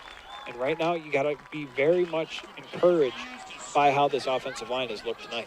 As always, leading the charge on the ground for West Bloomfield, Will Espy, but tonight the featured back has more or less been Obi Duru for West Bloomfield, getting back into form the last couple weeks as he gets back as one of the lead backs for West Bloomfield in 2025. Came into this game just 19 yards shy of Will Espy for number 1, and he's had 19 fewer carries on the season. That being said, leading the Lakers in yards per carry coming into this game, just under 7. Had 10 carries for 54 yards versus Clarkston. And take a look at this, my favorite stat from Duru at the very top of your screen right now on CivicCenterTV.com. Had 125 rushing yards between weeks 3, 4, and 5. Last 2 weeks, 123 yards on the ground, and tonight off to a very hot start. It seems like every time he touches the ball, especially if he gets outside the tackles, he's picking up 15, 20 yards. And I mean, what stands out to me is what's at that bottom of the screen right there. Models his game after Deebo Samuel and has been compared to Darren Sproles. That's a pretty scary football player, if you ask me. Darren Sproles with Deebo Samuel's physicality. And you can see flashes of both already tonight for a guy whose nickname is The Flash, and that is exactly what they call him. Obi Duru, and pretty good comparisons too. The speed of Darren Sproles on the ground, the physicality of Deebo Samuel, as he said, pretty rock solid comparisons for number 3 from West Bloomfield. And it'd be interesting to see him get a little bit more involved in the passing game as the season goes on, Matt, but there's so many different weapons for West Bloomfield to go to. They've mostly gone to Willie Edwards in the air. Number 2 receiver, surprisingly enough, has been the running back, Joel Davis, but tonight, Shannon Rochon and Cam Hall also getting involved, and it's really been a pretty solid bounce-back game after a couple of weeks of struggling for Jackson Carver. Yeah, and that's what's really going to be interesting going into the playoffs. I mean, it's going to be hard to do it now. You're up 34-0. Not much reason to try and push the ball downfield.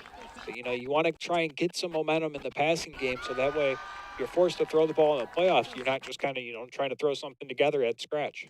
Carver, in his first season as the starting quarterback for West Bloomfield, he was really feeling it the first several weeks of the year. It's been a tough couple of weeks for him in weeks 6 and 7. His least efficient passing weeks of the entire season came in the last 2 weeks. Had 3 interceptions alone last week after not throwing any in weeks 1 through 6. That being said, still having quite the hot season at the quarterback, leading the charge. Came into this game with 717 passing yards, 4 touchdowns, and of course those 3 interceptions from last week. At this point in the season, week 7 over the last 2 years, really tough competition for him in the record books. Bo Jackson last year had 931 passing yards, and Rick Nance had over 1,700 in week number 7 in 2023. Those are 2 guys that are arguably some of the best quarterbacks we've seen at West Bloomfield in this successful run that began back in the early 2010s with Ron Bellamy. But Jackson Carver looks so far this season poised to be the heir apparent for those 2.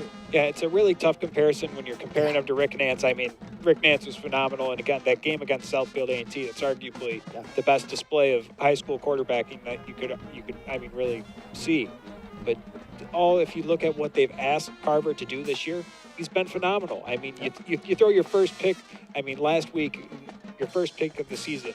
You can't really complain about quarterback play because at the end of the day, the most important thing is protecting the football. And going up against a team like Clarkston last week, that defense, if you're looking for a comparison of the dominance of West Bloomfield's defense leading into the last couple weeks, overall this season, Clarkston's probably that best comparison. So you can't really blame the Laker quarterback in Jackson Carver for struggling over the past couple of weeks. And the same thing goes for West Bloomfield. You skid back a couple of weeks against really tough competition. The OAA, one of the toughest conferences in the entire state of Michigan. The OAA Red Division, arguably the toughest division individually in the entire southeastern portion of this state. You start to see that competition, and if anything, maybe it wakes you up, brings you back down to earth a little bit, and tells you what you need to correct these last 2 weeks, because come playoffs, you have to be playing your best football or you're going home. Yeah, and that's really how this team needs to be looking at it, is that, they had to take their medicine at some point. It's better to take it before the playoffs, and, getting upset and not knowing how to adjust come playoff time. Now they at least have some sort of plan or idea of how, those top teams in the state are going to play them. There was a conversation on Wednesday afternoon at the end of the Lakers practice, their last on the field before they do final walkthroughs on Thursday, and then, of course, game day today, about wanting it. You want to be successful. You want to have an undefeated season. You want to win the OAA Red. You want to go to the playoffs, have a home playoff game, play on Halloween at Lakers Stadium, advance to the playoffs, make it to Ford Field, win a state championship. There's wanting to do it, and then there's the behaviors that back it up. Being on time to practice, behaving and performing in the classroom, keeping yourself and your teammates accountable, something that's been in focus for the Lakers so far this week, and even glimpses at the end of the half when things got a little bit chippy. You saw some of the leadership of this team getting toward players that maybe were getting into some of that action and pulling them away and refocusing them. A very big adjustment from the Lakers these past couple weeks as they want to get back on track for the end of the season. Yeah, and again, as the saying goes, the devil's in the details, and that's what the Lakers are going to have to do. They're going to have to do those little things that don't necessarily, show up on the stat sheet or come to mind at first, being in position, showing up on time. Those are going to be the things that help propel them to the next level and maybe get to the state title game. And be able to compete with some pretty heavy targets for teams going forward. Tonight, they've seen a lot of action from some of the playmakers at Bloomfield Hills. Among those, and arguably the best so far tonight on paper, has been Jad Almzadi, the junior wide receiver and defensive back for the Blackhawks. He plays up to his competition. Look, his size and stature do not let you get misled by those. He plays like one of the tallest and the biggest in the entire state. 5'9", 167 pounds. But man, he can compete with almost anyone. The Lakers like to get physical in the secondary. He's been able to compete, double coverage, made that nice diving catch near the end of the first half to put the Hawks into plus territory. And he's been making plays all season long. Came into week number 4, averaging over 20 yards per catch, had 20 catches already this season, and hasn't really been able to show off his athletic ability, but this guy's got some zip to him, as you can see. A 4.6 second 40. He gets into open space, he's gonna go yo. Yeah, the Lakers are doing a good job of kind of bottling him up here tonight. He's flashed a few times. He made that phenomenal catch along the sideline with Shakespeare on him. But that's going to be the key for the Lakers in maintaining this lead, is keeping the football out of his hands. The less that we have to say his name, the better for the Lakers defense. It's senior night at Bloomfield Hills High School. They'll have plenty of festivities over the next several minutes. We'll get to those in a little bit as well. But also, as we look toward the rest of this game, these final 24 minutes, and the 48 minutes out on the field next week for West Bloomfield. These last 2 weeks, all eyes are on playoff time right now. West Bloomfield could potentially have a home playoff game, potentially a run of home playoff games if they win out, and also want to position themselves away from some of the top dogs in the state in those early rounds and continue to build up toward that competition. We'll take a look at the playoff outlook after this break on the Laker halftime show. There's a lot of different scenarios to run through, including presumably if West Bloomfield wins tonight, if something happens tonight or next week that sets West Bloomfield back in the loss column once again. What are we looking at right now? We'll go through some of the computer models that are making waves across the state of Michigan and in Southeast Michigan. How will those affect your Lakers? That's coming up on the Laker halftime show right here on Civic Center TV.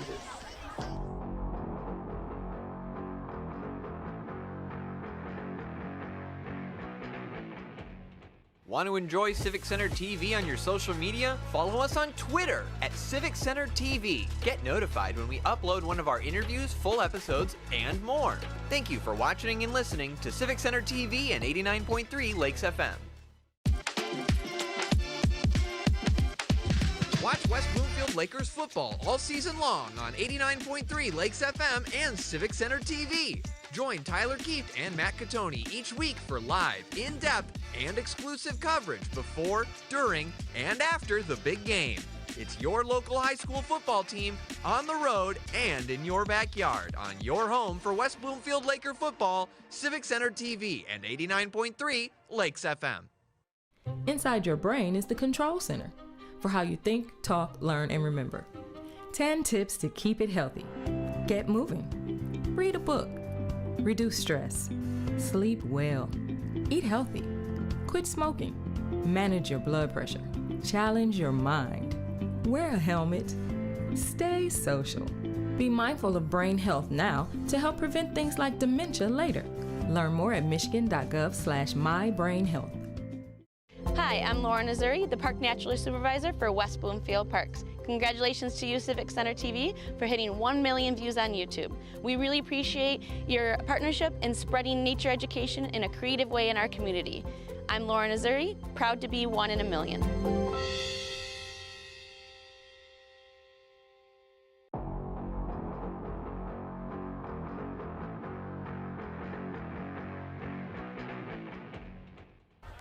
Welcome back to Laker football on Civic Center TV and 89.3 Lakes FM. It's your Laker halftime show alongside Matt Catoni. I'm Tyler Keefe. After 24 minutes of football at Bloomfield Hills High School, the Black Hawks have 0 on senior night. West Bloomfield has 34. So far, Matt, as we're approaching the mercy rule in half number 2, West Bloomfield comfortably in the lead, very comfortably in the lead, and presumably is going to come out victorious tonight as long as they take care of business and disaster doesn't strike them again in half number 2. But this game not necessarily going to have as big of an impact in the playoff points as maybe next week against Roseville. All that being said, the scenarios are still a buzz for West Bloomfield as they approach playoff time, aiming for at least one home playoff game. A little bit tougher to accomplish after 2 consecutive losses on the road to Oxford and the Clarkston at home last week, respectively. Let's take a look at the first model, which includes West Bloomfield wins out over these next 2 games. Now, these models all coming from analysis from goosepoop.io. I know, a little bit of an interesting name, but they're an online computer model that follows high school football in Michigan, and they lay all this out. You can go through the scenarios yourself. If West Bloomfield wins out, they're predicting, and this is also predicting all the other teams as well in this model, that West Bloomfield would finish 14th out of 64 in Division I, and as you can see at the top of your screen, would have a road game in round 1 against Farmington, and then either face Catholic Central or Northfield in the district finals. Now, after they move on to that, the regional semifinal would be against the winner of district number 2, and they could potentially see any of Cass Tech, maybe Brownstown Woodhaven, or a rematch from week number 1 against Dearborn Fordson in the regional. That's if the West Bloomfield Lakers win out. Now, favorable first round against Farmington, despite being 8-1, Catholic Central in that second round wouldn't be as fun for West Bloomfield. They learned that lesson a year ago. So now let's look at what happens if this game goes well, next game doesn't go so well. West Bloomfield ends up actually in this model with a home playoff game. Interesting enough, they lose one, they win one, they get a home game. It's the only one of these scenarios where that happens, Matt. Bottom of your screen, they go up in another OAA crossover against Stony Creek and face the winner of either Ike or Rochester Adams, a team that they beat earlier on this season, 6-12 at Laker Stadium. They'd also be looking at a potential regional matchup with teams like Macomb Dakota, Romeo, Sterling Heights Stevenson, or Utica High School. Some of those favorable, some not. Of all the scenarios, this actually looks like the best possible one. We'll bring it back to talk about those first 2 in particular. The Lakers win out. That's the best case scenario for the rest of the regular season. You want to finish strong. The benefit is you have that momentum in these models. If they lose against Roseville next week, maybe not the worst of all scenarios, but you don't want to take on those losses. All that being said, the moral of the story so far, Lakers want to have a home playoff game. It's important to them. They got to earn that home playoff game. And every single one of these possessions, every single one of these plays tonight and next week is going to have an impact on that playoff picture now. Yeah, and what I'm sure Coach Hilbers is telling the team, take it week by week, handle your business, and it'll all play out how it's supposed to play out. Don't spend too much time worrying about if we're going to get a playoff game. Just do your best to win these next 2 games. Put yourself in the best position that you can as a team. Just let it all play out. Let the bracket play out however it's going to play out, and worry about who you're playing. They're talking to Tristan Hunter earlier on this week on This Week in Laker Football. Jamal Shakespeare even earlier on in the season. They do their best as leaders on this team and emerging leaders on this team to try to help the guys understand. Keep all that noise out of factor here. All we got to do is focus on our 48 minutes per game out on that field. Take care of business, end with more points than the other team, bring home a win, review it, talk about it, move on, and grow as a team. Wins and losses, the scenarios, we can't worry about that. That's out of our control. We got to do the things that we can control well. Now let's go through a couple more scenarios. Unlikely that this one's going to happen as it's 34-0 at the half. But in the event that West Bloomfield loses to Bloomfield Hills tonight, but were to beat Roseville next week, Goose Spoop's playoff model says they'd go on the road to start the playoffs this year at Novi Detroit Catholic Central, currently undefeated, and looks like they may do that for the rest of the season. Then would, presumably, if they win that game, go up against either Brighton or Heartland and face a region where they'd also have a head-on matchup potentially with Grand Blanc or familiar foes in Davison, Clarkston and Oxford. Not the best outlook in round number 1, but in that scenario, still livable if you get through Novi, Detroit, Catholic Central. That being said, the big beast on the block in this particular model. Then there's the disaster scenario. The Lakers end the season on an unprecedented 4-game losing streak. If that were to happen, they'd end up narrowly having an away game, going up against 6-3 Brighton in round number 1, the pre-district.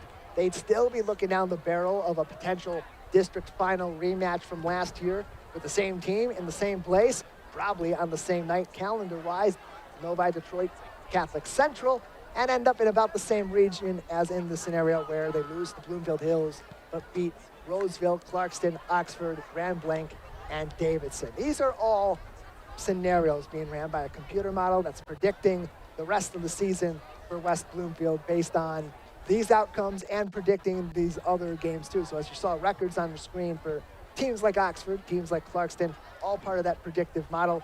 See on your screen, goosepoop.io. You can run those scenarios yourself. They do great work over there. It's a fantastic community, fantastic computer model, and the people behind Goosepoop do great work. So glad to show you a little bit of the work they're doing, promote some others that are passionately following high school football all season. But Matt, this puts the information in front of the audience too to understand as we talk about these last 2 weeks being important for West Bloomfield. It's not just bouncing back from 2 straight losses in the OAA Red Division. It's righting the ship and getting in the right mindset, because those 48 minutes in a playoff game, that's all that matters. You win that game, you move on. You lose that game, your season's done. And again, that's kind of where you get in with the, well, not worrying about what that bracket's going to look at, just worry about who's in front of you. It's going to come to playoff time. You don't necessarily know who you're going to play week to week. All you can worry about is getting through the next week and putting your full attention on whoever you're playing. 48 minutes down. After this game, West Bloomfield likely going to come out with the victory. So far, we've only played 24. They're up 34-0. The Lakers having 7 offensive drives in the first half. Bloomfield Hills, on the other hand, having just 5, none of which put points on the board, and only 2 of which they attempted to go for a score themselves. However, Bloomfield Hills will begin with the football to start half number 2. Matt, if you're head coach Scott Merchant, if you are this coaching staff in their first season with a lot of these guys at Bloomfield Hills, defensive coordinator Mike Quinlan, who came over, a former assistant at Brother Rice for the Hawks, looking to stop the bleeding so far tonight with West Bloomfield up 34-0. What are some of the notes you're giving the players in the locker room? Well, I mean, it just comes down to those small things. You'd be telling them, guys, we're right there. We've been right on the cusp of scoring touchdowns 2-3 times, but we just keep on getting in our own way. If we stop getting in our own way, we're maybe not down 34-0. Maybe, it's 17-20. Maybe, maybe the game doesn't look the way it is. Just go out there, put your best foot forward, and see what you can do in the second half. And we've seen teams be able to be competitive with West Bloomfield for one half of the game. Usually the second half, the last 2 weeks, has been where teams get back at it against the Lakers. They're hoping to buck that trend now in these final 24 minutes of the contest tonight. As we mentioned, Bloomfield Hills kicked it off to West Bloomfield to begin this game. West Bloomfield will kick it off to Bloomfield Hills to begin half number 2. 24 minutes remain on the clock. 12 minutes in quarter number 3 as Bryce Coburn will kick the ball from the near side hash at the 40-yard line. It's a short kick, fair caught at the 45. The Lakers try to catch the Hawks off guard. Not going to happen. Caden Cherkowski comes up with the fair catch. Yeah, it's good awareness right there, calling for the fair catch, not getting too overwhelmed, knowing what to do. And then again, that's where coaching comes into play, where, your guys don't get panicked. They know what to do in specific scenarios. And right there, calling for the fair catch prevents a hit, but potentially the Lakers getting the football back. Couple of sustained drives in that first half for Bloomfield Hills. Their first 2 were 2 minutes and 4 minutes and 39 seconds respectively. Shortest drive was 25 seconds of 3 and out midway through the second quarter. They'll begin this drive with a full 12 minutes on the clock after the fair catch. Lozimo under center. Play action, zips it up the middle. It is caught by John Almzadi. He breaks free at the 30 and gets down to the 27. Right away, Bloomfield Hills with the punch at the Lakers. Yeah, a good job of even catching that football, and an even better job of making that first guy miss. You know, it's an on-target throw. He gets the football, makes the first guy miss. Nice spin move right there, but Shakespeare is able to bring him down before he can get that ball much further upfield. And again, in traffic, Colosimo just so tough. Doesn't even seem phased. It's that hockey player in him. He's a goalie. And he doesn't mind a little bit of traffic. So he hands it off on first down. And not much doing. Maybe back to the line of scrimmage generously for Dakota Jensic.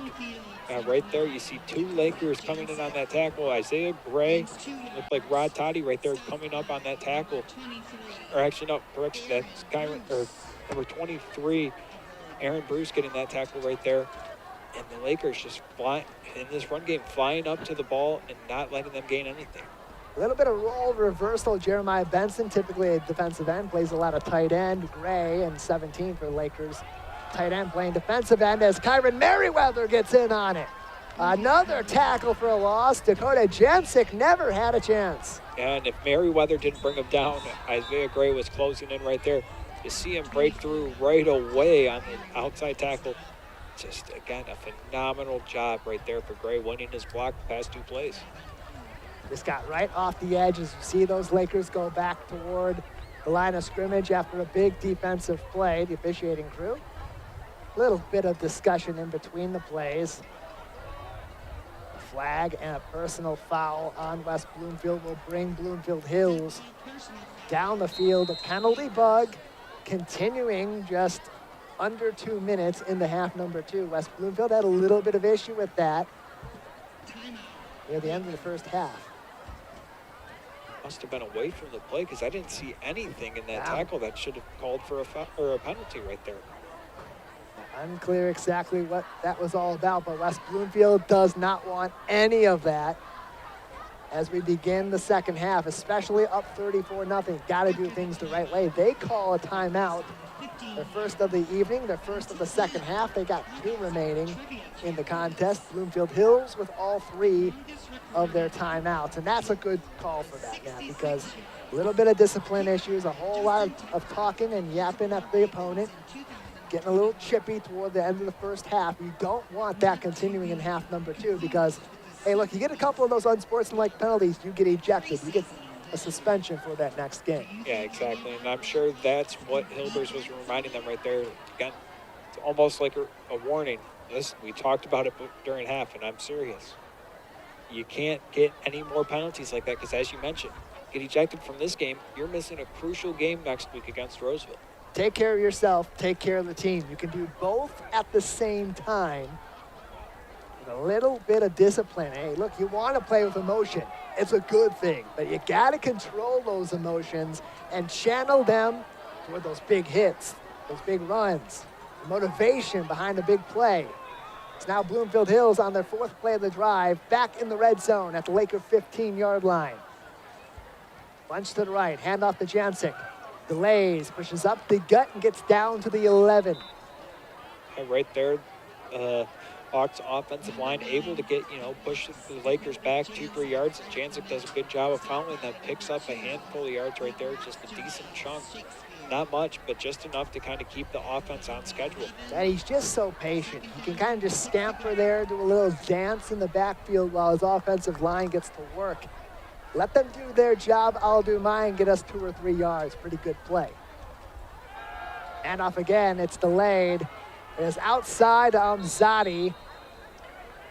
Not a whole lot. That was really well set up, nonetheless. I mean, it threw off our team. It looked like they handed that ball off up the gut. Instead, Zadi takes it outside the tackles, got into traffic. Barely escaped Jamar Ray, but instead Bryce Chandler is there to take him down. Jamar Ray doing a phenomenal job once again of setting the edge, forcing him back inside towards his teammates and allowing them to make the play and make the tackle. Now that's going to bring up 3rd down and 9. Drive began at the 15. Got to get up to the 5-yard line for 1st and goal. Colosimo got a pocket, looking up the middle, and it is picked off. Here comes Christian Banks. This time he got it. This time he's got space. He gets up to the 35. Christian Banks Interception number 2. And again, we talked about it earlier about, Colosimo making a good throw that didn't allow Shakespeare to make a play on the ball. 2 of his throws since then, ideal throws for a defensive back to make a play on the ball. Right there, Will Espy almost coming up with the interception if Banks didn't. And right there, the Hawks are very fortunate that didn't go back for 6. Now, not typical you get these Lakers athletes in the open space and they don't turn on the afterburners. That drive, 2 minutes, 46 seconds, the second longest of the evening for Bloomfield Hills. And again, they get that momentum. They start to march up the field. They have consecutive really good plays, and then they have a big mistake. That's not atypical of them this season. And something that Coach Merchant and company hope as they build this program, they build the discipline of this program, the learning of this program, that will go away. The Lakers toss it to Joel Davis on first down. Won't get anything, will go back a yard, and there's a flag in the backfield. My guess is that'll be a hold as they try to get to the outside right there. But I wouldn't be surprised if we get a good dose of Joel Davis here in the second half as the Lakers try and just, try and maintain that physicality and just take some time off the clock. Hold will set West Bloomfield back as Davis tried to get outside the tackles, and the Lakers just could not get a block for him. The physicality of the pursuit from Bloomfield Hills, enough to throw the Lakers off on that first down. They'll set them back now to their 25-yard line. They'll repeat first down.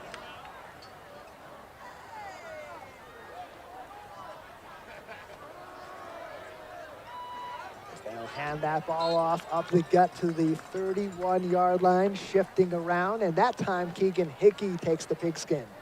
And right there, if you're trying to get a guy going that hasn't really gotten that many carries on the year like Murray, who better than to run the ball behind than 2 fullbacks, Joel Davis and Mario Rocha right there.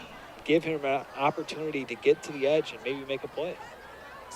The 13th carry on the season for Hickey. Here's number 14 as he dances forward, dashes for a couple more yards, and brings up a 3rd and short. Right now, if you're the Lakers, you got to be thinking about how crucial that holding penalty was, because you want to move the sticks as much as possible, but more than anything, you want to get to that mercy rule and keep on eating up the clock.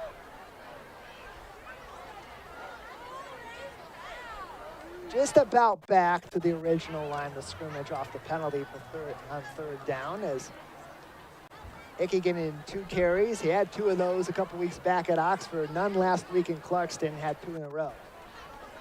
Carver with Davis in the background. Play action, stepping up in traffic, short throw. It is bobbled and incomplete. Just that close for Rayvon Perry. He bobbled it at first. He got a little bit of control, maybe a little bit of excitement, a tiny bit of panic.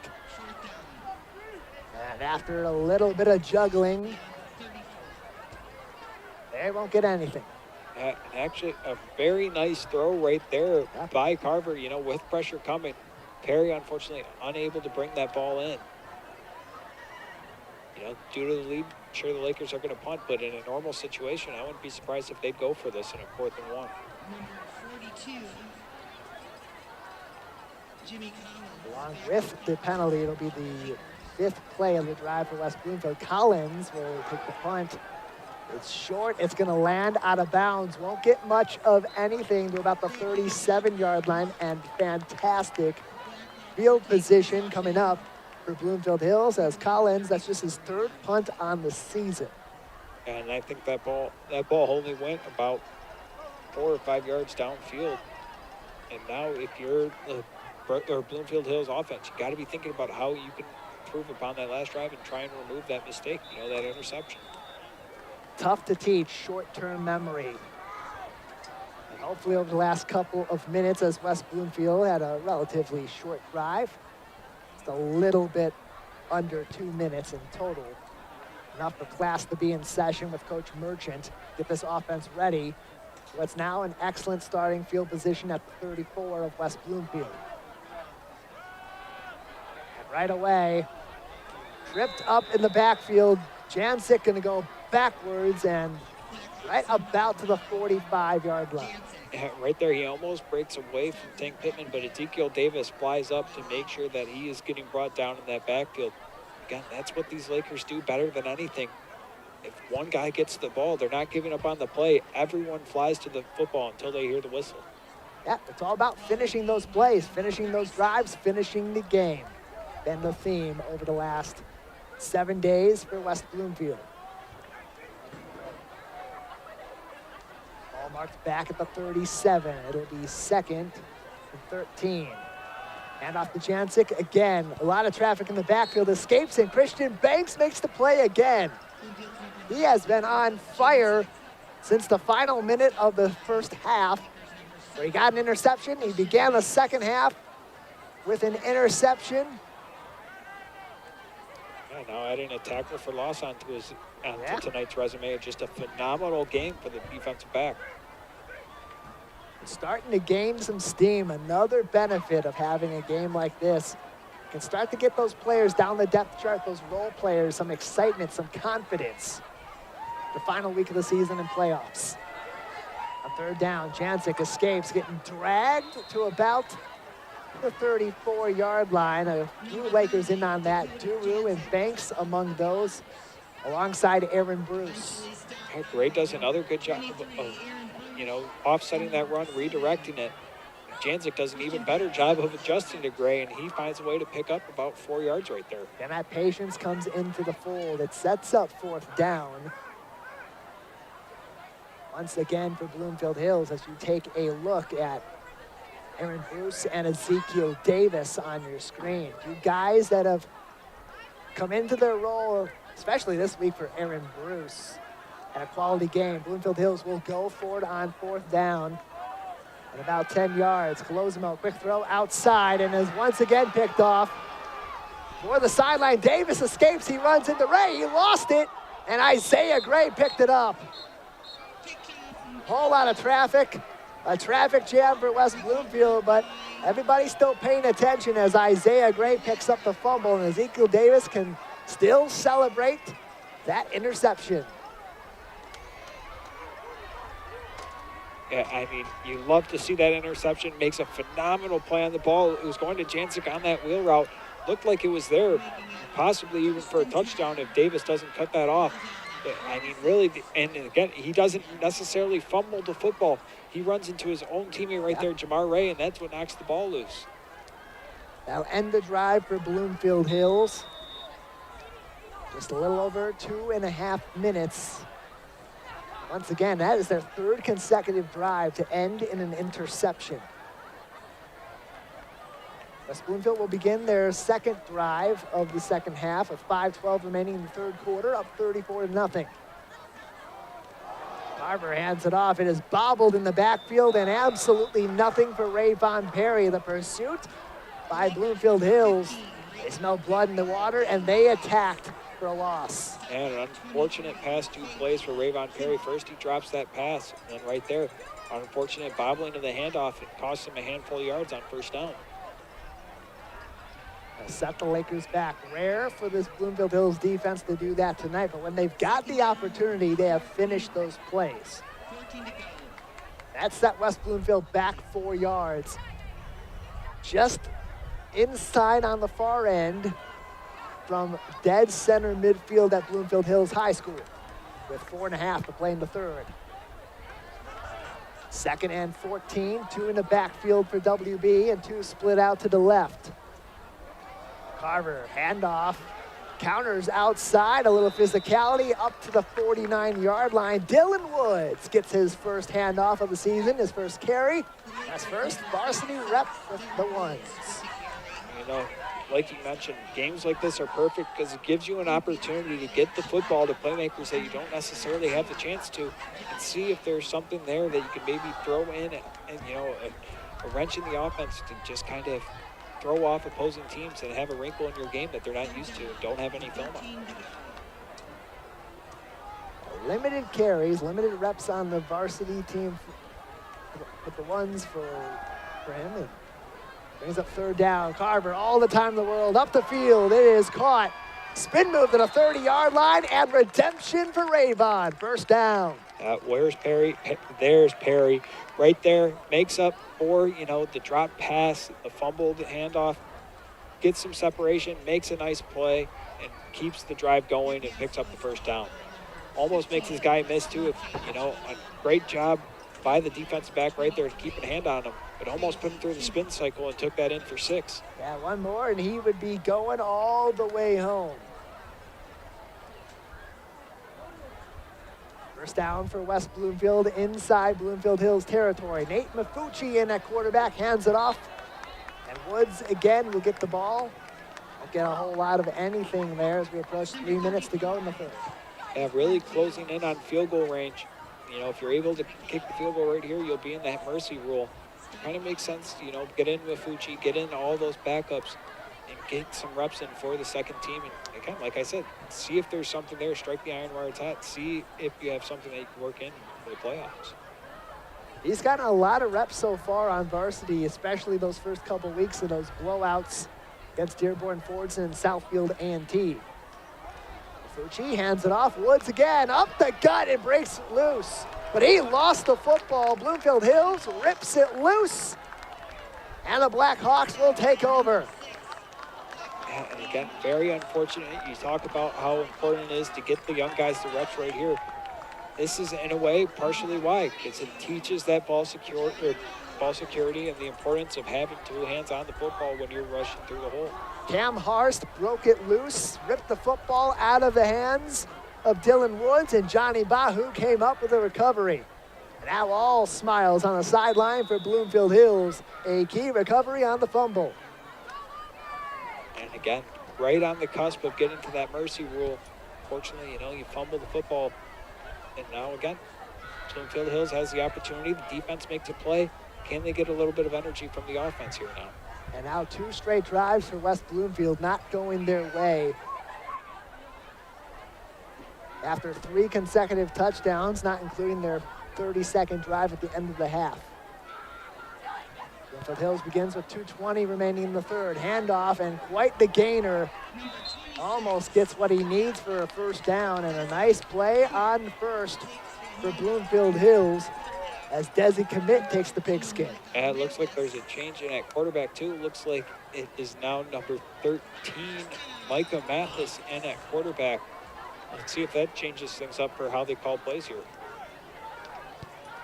Mathis getting his turn at the quarterback after a big play earlier on in the game.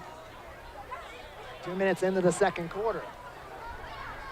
Mathis hands it off. Commit will get up to just shy of the 35. It's kind of not necessarily the same, down 34. Again, a lot of distance on the scoreboard, closing in on the fourth quarter. Your Bloomfield Hills, it's a similar mindset of, let's see we can work in here and see if we have something here that we can work with now and next year. Micah Mathis, just a junior at Bloomfield Hills, mostly plays wide receiver, much like Zach Kraft, who's been their primary quarterback this season, but both their quarterbacks are seniors, so this guy potentially the quarterback of the future for the Blackhawks. Handoff, Commit. Got some traffic and had to hesitate, but escapes and limits the loss. Much like the entire night, Bryce Chandler comes up and makes a tackle, whether it's a defensive back or linebacker. See players outside of the defensive line coming up and making tackles at the line of scrimmage. Again, you see Tank Pittman at the end of that play mad at himself. He almost had himself another tackle for loss. 48 seconds and ticking left in the third. Bloomfield Hills trails the Lakers 34-0. On third down, play action. Mathis will take it himself. Outside the tackles, one man to beat is Duru. Tough task, and he won't win. He'll be stopped at the 35. Really well executed play action, but Obi Duru spied the quarterback, and he stuck to it. That looked like that was number 71 right there. Got away with a hold. I think Costas kind of looked like he got away with a hold on Gray. All for naught, though, as they don't pick up the first down there, and I'm assuming they'll probably go for it, considering the state of the scoreboard. 10 seconds and ticking, the final 5 seconds now of the third quarter. As you look at Obi Durul after the big stop. A big offensive game so far. Strike 0, 36 minutes gone, 34-0 in favor of West Bloomfield. Back with the fourth quarter after this on Civic Center TV.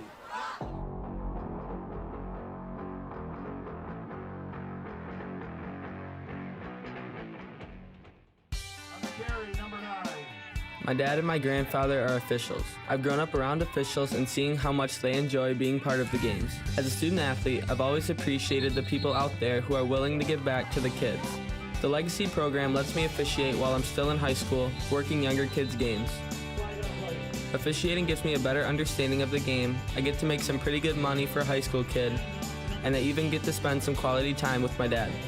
There's help wanted. Just whistle. Missed one of our live broadcasts or one of your local municipal meetings? Check it out online at civiccentertv.com. Every meeting, show, and interview on demand. Thank you for watching and listening to Civic Center TV and 89.3 Lakes FM.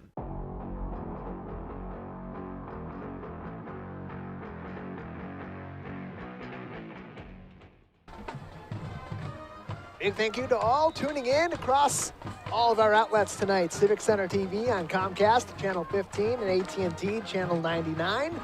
WBTV, a service of the West Bloomfield School District on Channel 19, and AT&T, Channel 99. And all those online on civiccentertv.com/LakersSports, and our Facebook page at Civic Center TV 15. Fourth down, Bloomfield Hills bobbles the handoff. They'll go backwards. Not going to be enough. West Bloomfield forces a turnover on downs, and they'll take over in Hawks territory. As Desi Commit took the football, and just a little bit of slipperiness there as he got the handoff, and then it was Ezekiel Davis to finish the job. And offense that struggled all night right there, struggles to take advantage of the Lakers fumble. Now hands them the football right back to where they fumbled it. A 2-minute and 23-second drive for Bloomfield Hills. They took it all the way to the limit on fourth down. And more importantly, broke a streak of 3 consecutive drives with an interception. You know, maybe the change of quarterback did have an impact right there. West Bloomfield begins their 10th offensive drive of the game with 11:53 remaining. But first, a little bit of a break, a whistle on the sideline. The Lakers wanted to make a substitution. They send out Cruz Coleman and bring in medium Bamaru. He'll be the wide receiver on the far side left. On the weak side of the field, Mafucci back in under center. Hickey in motion, play action. Mafucci looking up the field, sideline, caught at the 20. Joel Davis gets inside the 15. Nate Mafucci, his longest pass of this season, goes to the Lakers' number 2 overall receiver on the year. Yeah, really being just kind of regulated to, you know, victory formation and eating time off the clock and handing it off. Fucci hasn't gotten the opportunity to throw the ball too much this year. Right there, delivers a nice strike to Joel Davis, and Lakers move the sticks. Coming into tonight, 1 for 2 for 5 yards in the air. His first attempt tonight, his longest of the season. Nate Mafucci for West Bloomfield, a junior quarterback. First down, he'll hand it off, and Bloomfield Hills will get right to it. Sending Hickey backwards for a loss of about 3 yards and setting up second down. And again, it kind of just seems like Bloomfield Hills is just keying in on the run plays, you know, recognizing the state of the scoreboard. Lakers aren't really able to get anything going on the outside anymore. Among the league tacklers, Avery Lewis for Bloomfield Hills. One of the most solid players on that team all year. This defensive coaching staff loves him. And Mike Quinlan, their defensive coordinator, one of the guys that he's labeled as, in all caps, just the guys that do the right things and play hard. Mafucci takes it himself, scrambles, shakes and bakes, holding on to the football, gets near the 10. A tough play for Nate Mafucci. He puts it all on the line and executes. Really a smart play right there. He pump fakes right there, seeing that the pass isn't there. Tucks it, gets a nice stiff arm here too. You're going to see in a second. He gets the ball to the sideline, make sure he doesn't fumble. Very wise play. Yeah, one-on-one with C.J. Thomas. He wins the battle. One-on-one with Drew Harst. Faces a two-man tackle as C.J. Thomas tried to rip the football loose, and Mafucci wanted nothing of it. He'll come off the field. Jackson Carver will come back in. First down, hands it off. Hickey right back to the line of scrimmage and going backwards right away. There, C.J. Thomas makes up for it. Couldn't finish the job on the last play, but he makes up for it there. It gets right to Keegan Hickey. And I'm guessing now they're going to trot out the field goal unit. 4th and short. Again, you're up 34-0. No reason to really go for it here. Lakers put up 34 points in the first half. 15 minutes into half number 2. And they're finally going to go and have a chance at their first points here as Bryce Coburn will come out. 3 for 3 on field goals in the last 2 weeks, 4 for 5 overall. Lakers getting their personnel set. Jamal Shakespeare, the holder. Snap, kick is up. And it is through the uprights. Just like that, we are in the Mercy Rule. West Bloomfield 37, Bloomfield Hills 0 on Civic Center TV.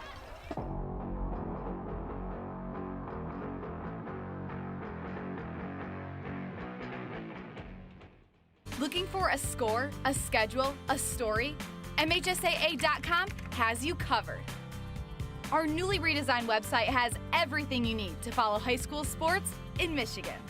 And it's optimized for mobile use. Fans can submit scores on a Friday night, check playoff pairings and game times, or read about the student athletes from your community. Your first stop is MHSAA.com. Connect with us online and get everything you need all in one place.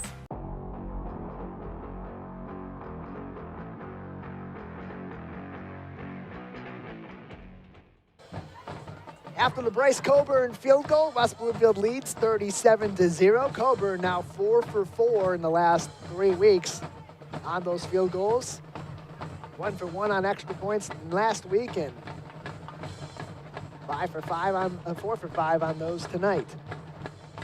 Now with West Bloomfield having a lead over 35 points, there will be a running clock, except for during timeouts, change of possession, and other natural stoppages like injuries. Incomplete passes, out of bounds plays, clock will still run.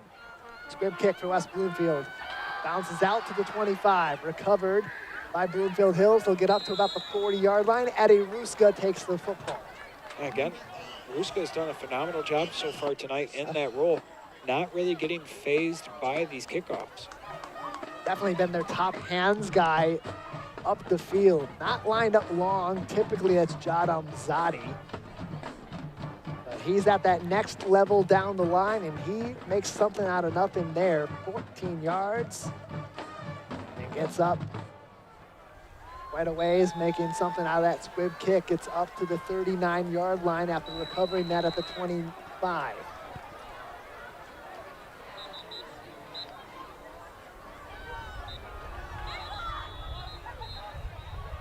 Whistles before the play. Yeah, it looked like the Lakers called a timeout because they were about to have 12 men on the field. Now, gotta get the personnel right. Their second of 3 timeouts in this half. Bloomfield Hills took 1 in the first half, yet to take any so far in these final 24 minutes, as with the running clock before the timeout, we land just over 8 minutes and just under 4 minutes gone in the fourth period. West Bloomfield 37-0. Bloomfield Hills has threatened to score on 2 drives so far tonight. But other than that, a pair of 3 and outs, a turnover on downs on their most recent drive, their 8th of the night, from the end of the third quarter into the early portion of this period, and 3 straight interceptions before that. At first down, Mathis hands it off, looking to go outside the tackles, back to the line of scrimmage, and 1 yard, about it for Italo Johnson, the junior. Yeah, a good job just to even get that 1 yard. But again, it's a lot of effort just for 1 yard. And it's just really a summary of what it's been like on offense tonight for Bloomfield Hills. Content to get whatever they can against a West Bloomfield Lakers defense that has been among the best in the state all season long. Up until these last 2 weeks, they were only allowing 5.8 points per game. That was where they stood before week 6. Better than even the championship team. Now just allowing 14 points per game on the season. As Mathis takes it outside the tackles. The southpaw to the sideline, incomplete. Had a man in some space, but a diving catch. It's outside the reach of his intended receiver, that time Gage Decker. And just a little bit outside of his reach, just a little bit too much on it. Right there, trying to get him outside of the pocket, get him on the move so that way he doesn't have to worry about this physical Lakers front seven and unable to deliver right there.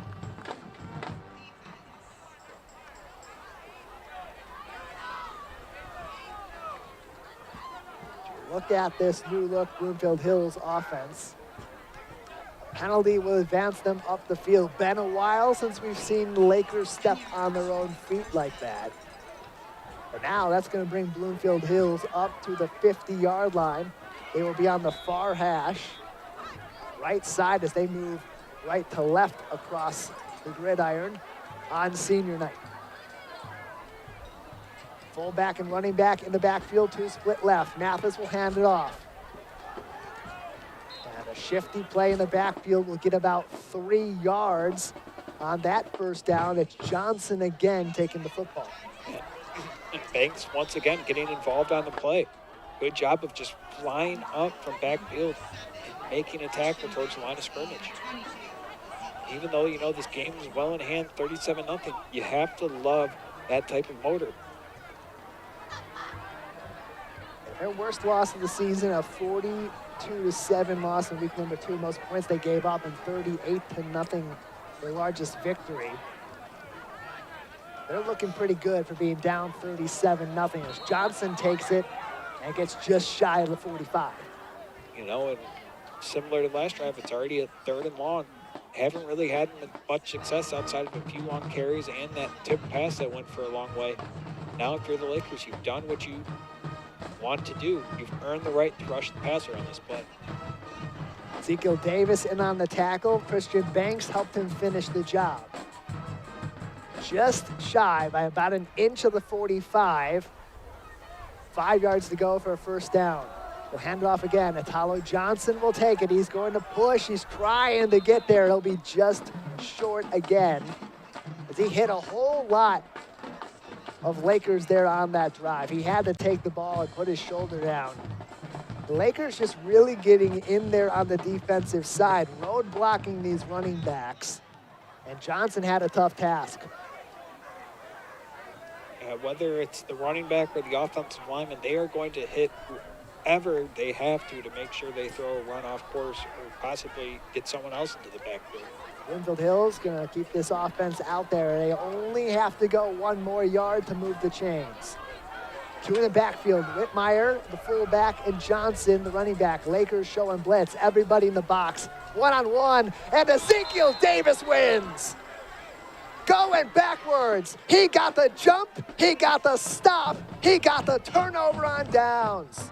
Yeah, I mean, really just almost like he's returning home because he has lived in the backfield all night and just right there slams the door shut on this game seemingly because it's not going to really take that much effort for the Lakers to run out the clock here.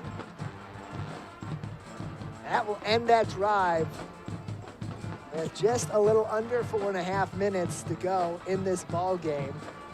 Another turnover on downs for Bloomfield Hills, but that time they were that close. They had 1 yard to go. They were making some pretty nice little plays there in the backfield with Atalo Johnson taking the football. Really like what you're seeing from the future of this team. Johnson, a junior, Michael Mathis, the quarterback, a junior. To start to build those calluses. You don't have to be perfect. You don't have to make the big play every time. You absolutely have to compete.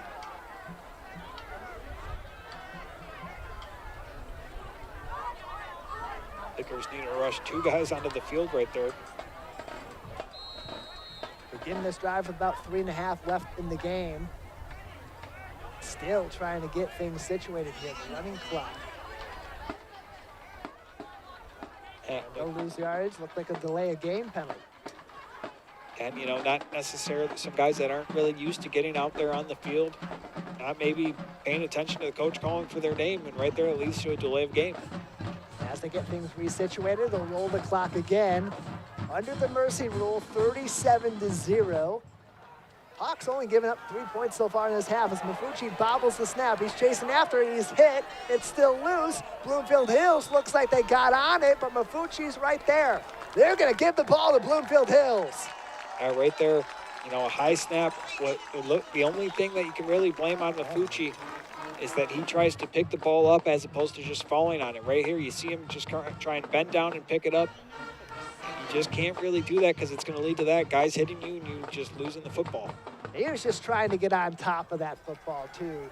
It was bouncing around. Caden Cherkowski was right there, along with Eddie Ruska as they came up with the football. And it is a fumble for West Bloomfield. That happened with about 2:45 left in the game, and so far 20-plus seconds have rolled off the clock. As Bloomfield Hills will begin with 2:20 and ticking left in the ball game. Mathis, handoff. Escaping the backfield. Johnson still fighting for it. Gets up near the 20, down about the 21 as he plunges into the Laker defensive front. You know, it's going to be pretty funny right here. They're going to get in the end zone with about 30 seconds left just to get rid of that running clock. But right now, a little bit of momentum going for Bloomfield Hills offense with these backups in a little bit, showing a little bit more life than they have for most of the game. And he was able to do something that not many on this Bloomfield Hills rushing team have been able to do tonight, escape a tackle from Obi Duru. Just before the second down for Bloomfield Hills, another timeout on the field. Want to remind you again that we're out and about with Civic Center TV all throughout the fall. A couple weeks from now, we'll celebrate our veterans at the Heroes Appreciation Breakfast that will take place on Election Day at West Bloomfield Middle School. You still want to get tickets for the veteran in your life? They can attend for free, and a guest can come along with them. wbparks.org/heroes. Otherwise, tune in to our live broadcast on civiccentertv.com, as well as on our Facebook page at Civic Center TV 15 and YouTube at Civic Center TV. Also, plenty of other live broadcasts of late beyond Laker football. Fire Prevention Month already well underway. If you haven't, head over to our YouTube page and our website and watch our extended coverage, over 3 hours of emergency information, mostly leaning on communications at the Fire Department Open House. The final at the current fire station number 1, now already underway with the renovations. As Mathis hands it off to the fullback, it's up to the 20 and maybe one more. That's going to be about it. Ball handed off to Noam Ellis, the junior, another player down the depth chart. He's going to be seeing some more action next season when he is a senior here at Bloomfield Hills High School. Does a fullback's job right there and just picks up, you know, a handful of yards. Fullback, you're not really asking them to break off too many runs. You really expect them to kind of pick up 3 to 4 yards at most. Lakers 7 points in the first quarter, 27 in the second, 3 in the second half. As Mathis takes it himself, he'll get right about to the line to gain. A handful of Lakers have to take him down as he faked them all out on the quarterback. Scramble, first down, Bloomfield Hills. Yeah, I don't know if that was by design or if just, you know, miscommunication on what play the option was supposed to go. But Mathis goes out on his own side entirely, and it fools the defense. Running clock, about 30 seconds left in this ball game. Likely 1, maybe 2 more plays for Bloomfield Hills unless they use those 2 timeouts they have remaining.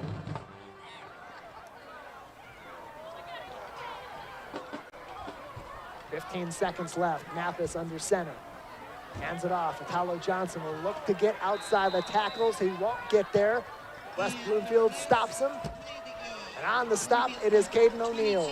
That will just about do it. We'll roll the clock down, 48 minutes gone, and West Bloomfield breaks the losing streak. Final score on senior night at Bloomfield Hills. The Lakers 37, the Blackhawks 0. We'll come back after this with the Laker postgame show on Civic Center TV.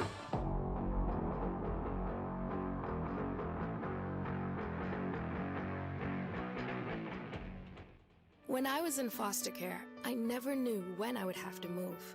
So I always had my suitcase ready to go. Then one day I was adopted. My new parents opened their hearts and home to me.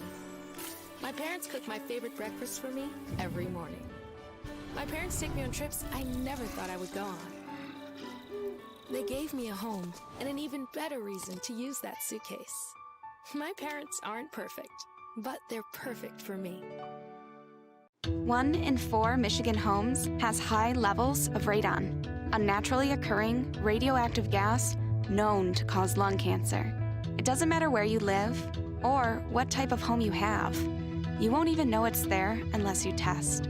So don't wait. Testing is cheap and easy, and if there's a problem, it's simple to fix. Visit michigan.gov/radon to learn more. We took action. Will you?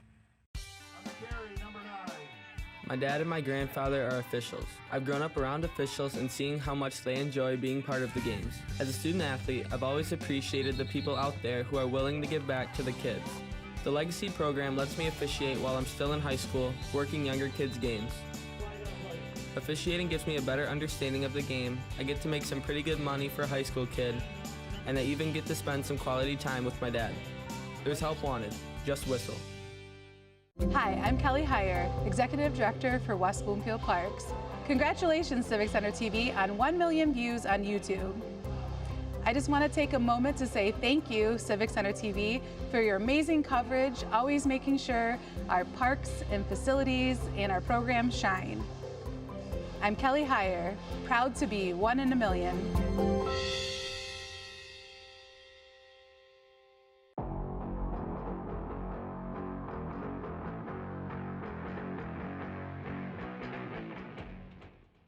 Welcome to the Laker postgame show on Civic Center TV and 89.3 Lakes FM. Tyler Keefe alongside Matt Catoni. The final score tonight from Bloomfield Hills High School. West Bloomfield 37, Bloomfield Hills 0. And for West Bloomfield, pretty stellar performance in all three phases. Took care of business, got back into their rhythm this week.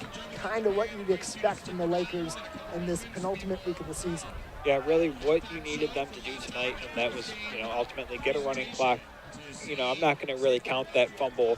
Your only turnover comes once the backups come in and it's running clock. The starters played phenomenal and did really anything that you could have asked of them to do this week to get that, to get the ship right on track.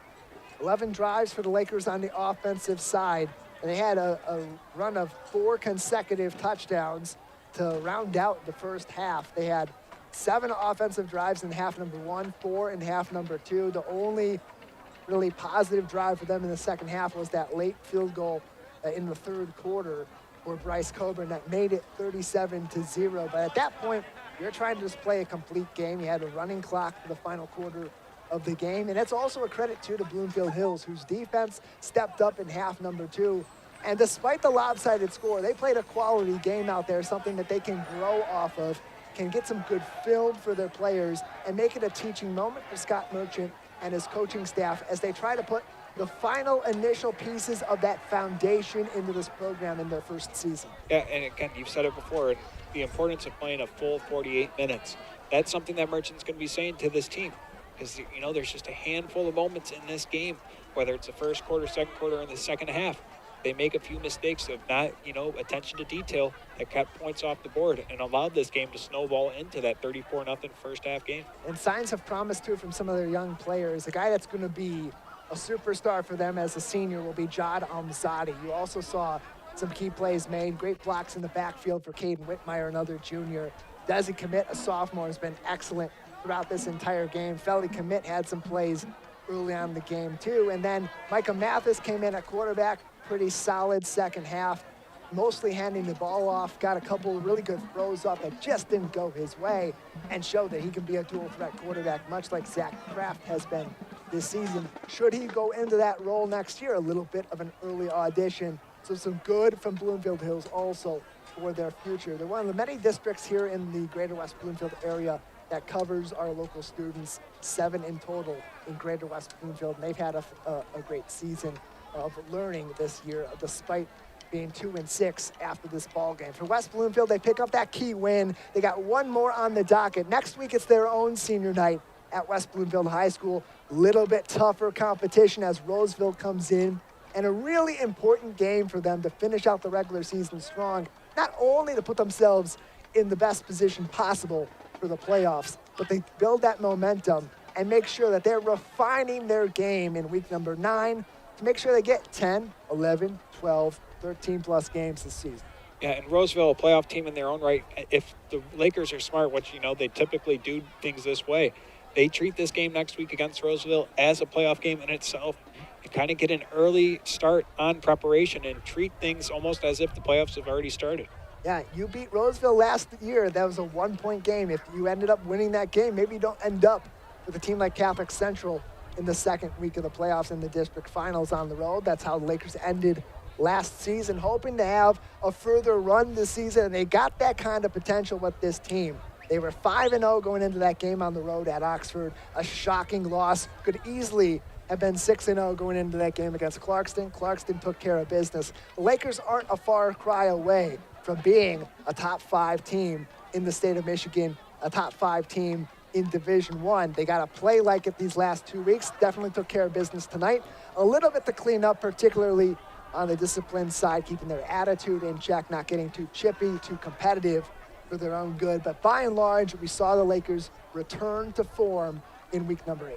Yeah, and again, it all goes back to winning the edge, and that's the main thing for this offense. Those tackles, Travis Robertson especially, have to win at the perimeter, and that allows this offense to do what they want to do, stay on schedule, and have those explosive plays that define Lakers football. And arguably even more important, so many players on this Lakers team can be classified as a playmaker.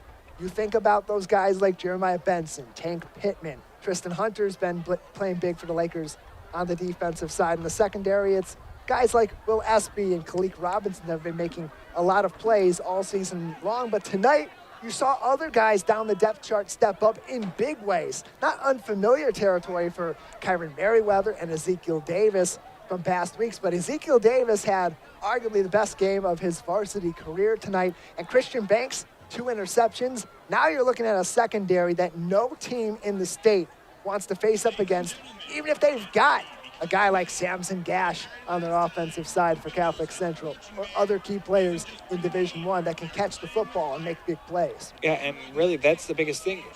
Once you get into the playoffs, you play teams with talented players at the receiver position, and having a strong secondary can be the difference of going home or going to the next round. And the Lakers have 4 very talented players in their secondary. Yeah, you got to act like all these games mean something as you head into week number 9 at West Bloomfield High School next week, when West Bloomfield will take on Roseville to round out the regular season, and then it will be on to the playoffs.